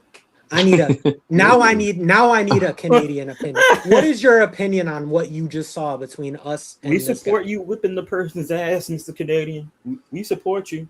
But I'm sorry, go on, Oh Jamal. man. I just But Oh, no, I before was we I wrap understand. up, I just needed to No, he know. was saying he understands why yeah, Canada is diversifying its yeah, trading yeah, partners because I mean you can't rely on because here's the crazy yeah, part about our country is that because of how our electoral system is, the swing states are really the ones who determine who wins the election, right? yeah, If at least and that's usually between what like 300,000, five yeah, hundred thousand people across like three swing states. Those yeah. people literally determine the fate of the free world, which is a crazy thing to think about, but it's true. Like independents living in those swing states determine the, who's going to become president more so than And, I would because I live in red Florida, and it and that I mean, and that, and even then, that wouldn't be the case if there wasn't such a gerrymandered practice by southern state legislators. oh, Uh, absolutely. think of it like this: Louisiana used to be a strong Democratic state.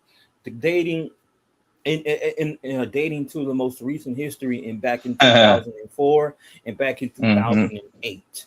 It was like that for 3 decades. It only became that way after Katrina happened, and then all the wealthy, influential black people left and then just never came back. They left and went to these blue states and just stayed there and built their infrastructure over there. You can Yeah. research this, by the way. You can. And then what? Then a bunch of the Republican state legislators that were there, they seized the power and they proceeded to squeeze Louisiana, New Orleans, Lafayette for as much as they can. They're still squeezing it now, and so much Hmm. so that our own governor is now catching the ire of pretty much everybody from his party and outside of it because of how much he's squeezing and how many underhanded deals he has made, and he is forced NDAs and all of that stuff. Like we're talking massive amount of corruption, just trying to control and weaken the effort of it's black and other people of color's population political power.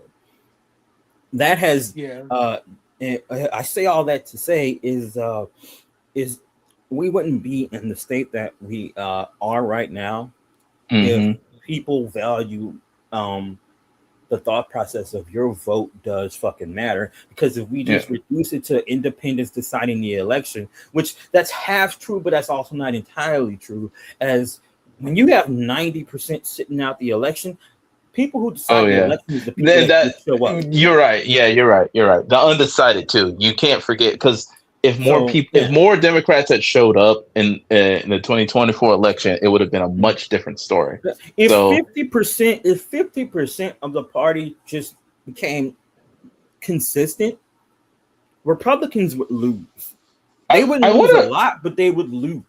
They I would wonder genuinely lose. could we get away with making a system where if you decide not to vote, it depends on what party uh what party you're affiliated with. So if you're registered as a Democrat and you choose not to go and vote, your vote still counts towards the Democratic Party. I wonder could we do Uh, something like that? we have a winner take all. We have a winner take all in like I believe it's like 45 states or 46, Ah, I and know the and Nebraska is one of them. I think Nebraska is one of them, right? yeah, yeah, I think so. Yeah, I'm pretty sure Nebraska is one of them. Um, Yeah. and if there were more consistent Democrats, because according to even the manipulated data, according to the U.S. data, there are more Democrats around the country than there are Republicans. But Hmm. around the country, we're all like apathetic as fuck, and so we're not motivated when it matters the most, unless we are in direct ire of a problem. That is why you've seen a mass correction so early in the year of January to now, and like all the state seats have flipped. We're being affected, and as a result, that apathetic nature that we have is being unwillingly pushed away from us because we're being affected. It's fucking up everything. So that's why that's why I think we could have a system where even if you don't vote, no, not because I don't want to promote non-voting. I don't want to. No. We But don't want to even do if we that did here. have a system like that, it's possible because legitimately, I think with cell phones and shit, we should have a system that allows us to go into an app, press a fucking button, and be done with it.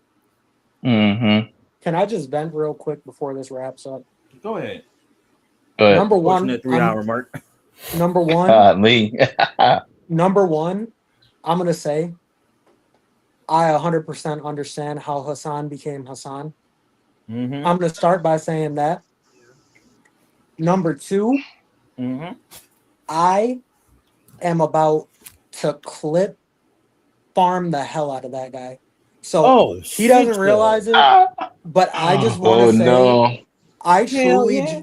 I truly just want to say, even though he's not here, I just want to say thank you to that guy because the captions and titles that Oh I Jesus. am about to use for engagement off of that guy is about to be Oh man. it's either gonna take us to the moon or it's going to get my pages deleted. One or the other. Bruh, I don't know which It's is gonna it's happen, gonna be very interesting. It's but gonna be very the way I would manipulate the shit out of all that, I don't even need to man, manipulate it. I just need to show what he said. because like Oh my god. that was genuine That content was right there. wild. It's That's It some it's was. I didn't like expect that. Out of all the type of chatters I would expect, I didn't expect actual Zionist to show up. brother Like an and ultra Zionist. stuff like this makes me think God is real, no pun intended, and I'm gonna tell you nah. why. Listen to me. Because one, you guys know I just watched that video that I watched today. And Yeah. I Oh didn't yeah. even I wasn't even try I thought that it was just gonna be Dave dunking on Destiny. I didn't even think it was about to be what it was. So that Mhm. Right. happened. It derailed my entire day. Then we come here. I didn't even style this to bait that type of And person. this is the crazy part. We started off with Evan like going through his disillusionment, and I'm Yeah. so like, yeah, I understand Hamas did this and that. I didn't expect, and then this guy comes in, he just reinforces Literally. And it's what in the like world? You want and to it's talk? like and it's like now I'm Hassan Pike. It's like Oh no! it's insane. Like Just don't wear. I Just don't have a mouse suit. Just don't have a mouse suit. Okay. I know what my mission statement is now. Boy, the And way he just gave you like a favor, like what? where did that I was I like, didn't even all I put in the title. I need you guys to understand. All I put in the title was 100 days away from midterms. Dot dot dot. Blue Blue wave way. question That's mark. it. That's Yeah. it. I didn't put anything. I don't even know what even. I don't even know where that person came That from.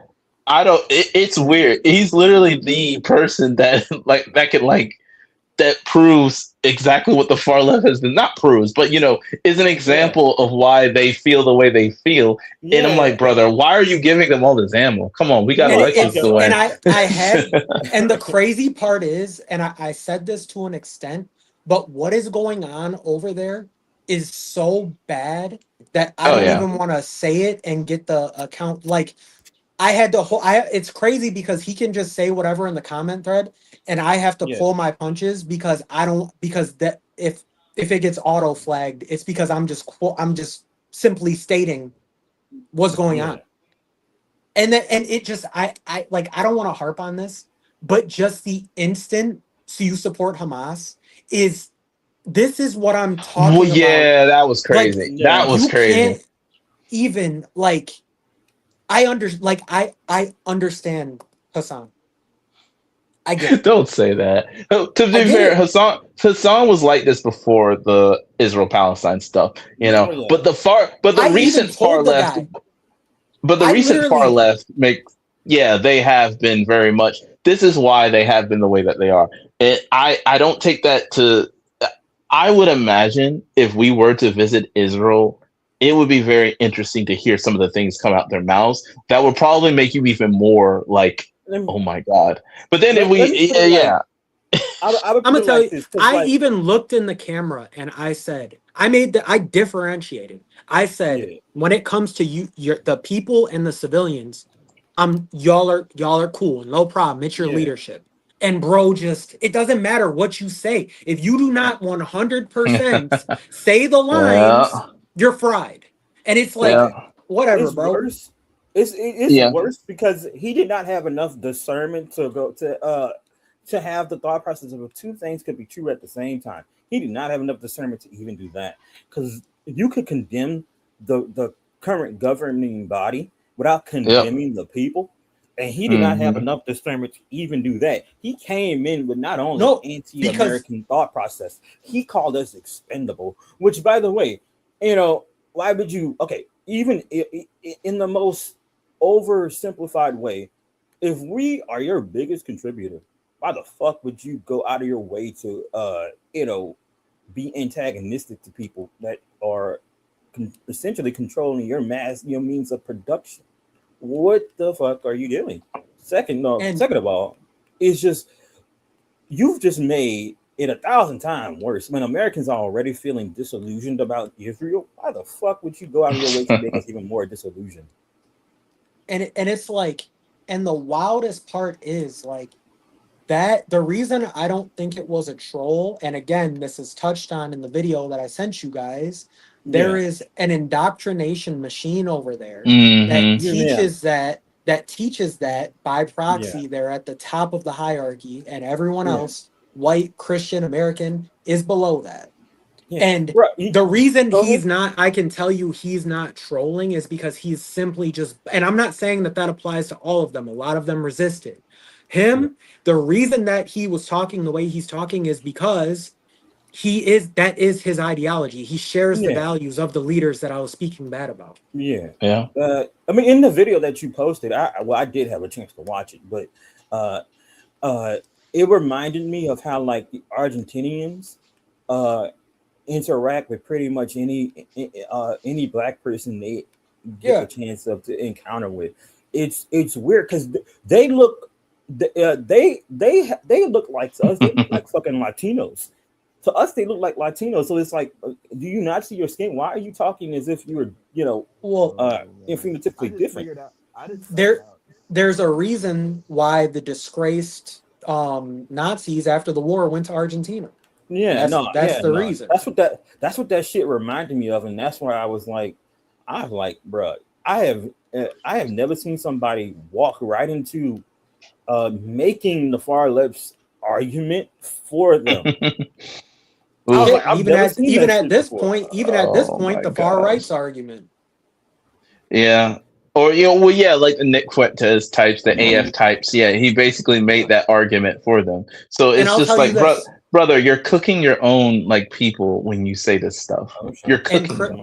and Chris, the one thing I'll say, and I'm not trying to make you cede ground on Hassan, but the one Never. thing that I hope you realized in that interaction, because I have a feeling that you're like me and you're conscious of trying to think of what you're going to say so it's not taken out of context when you're engaging with that.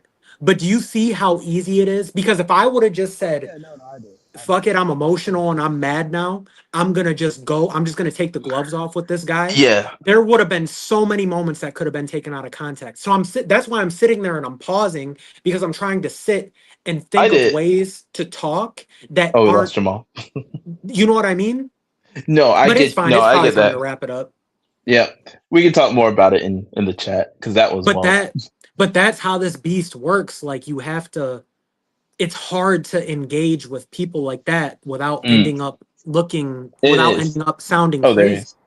Yeah, And and that's why he kept, and my he almost, and even with me actively saying I'm not going to debate religion with you, he even almost got me a couple times, even as I was actively saying I'm not going to participate in this discourse because if I engage with that, it's forcing me to stoop to a level where someone can now Yeah. take it as I'm trying to say that I'm better Yeah. than him because of my faith. You know what I mean? Yeah. Yeah. Yeah. Yeah. I Well, understand. No, that's why I was like, that's why I was mostly letting you handle it, because like the way I was gonna go, I was just gonna ask multiple questions until I got him to like walk right into take the the point. mask off.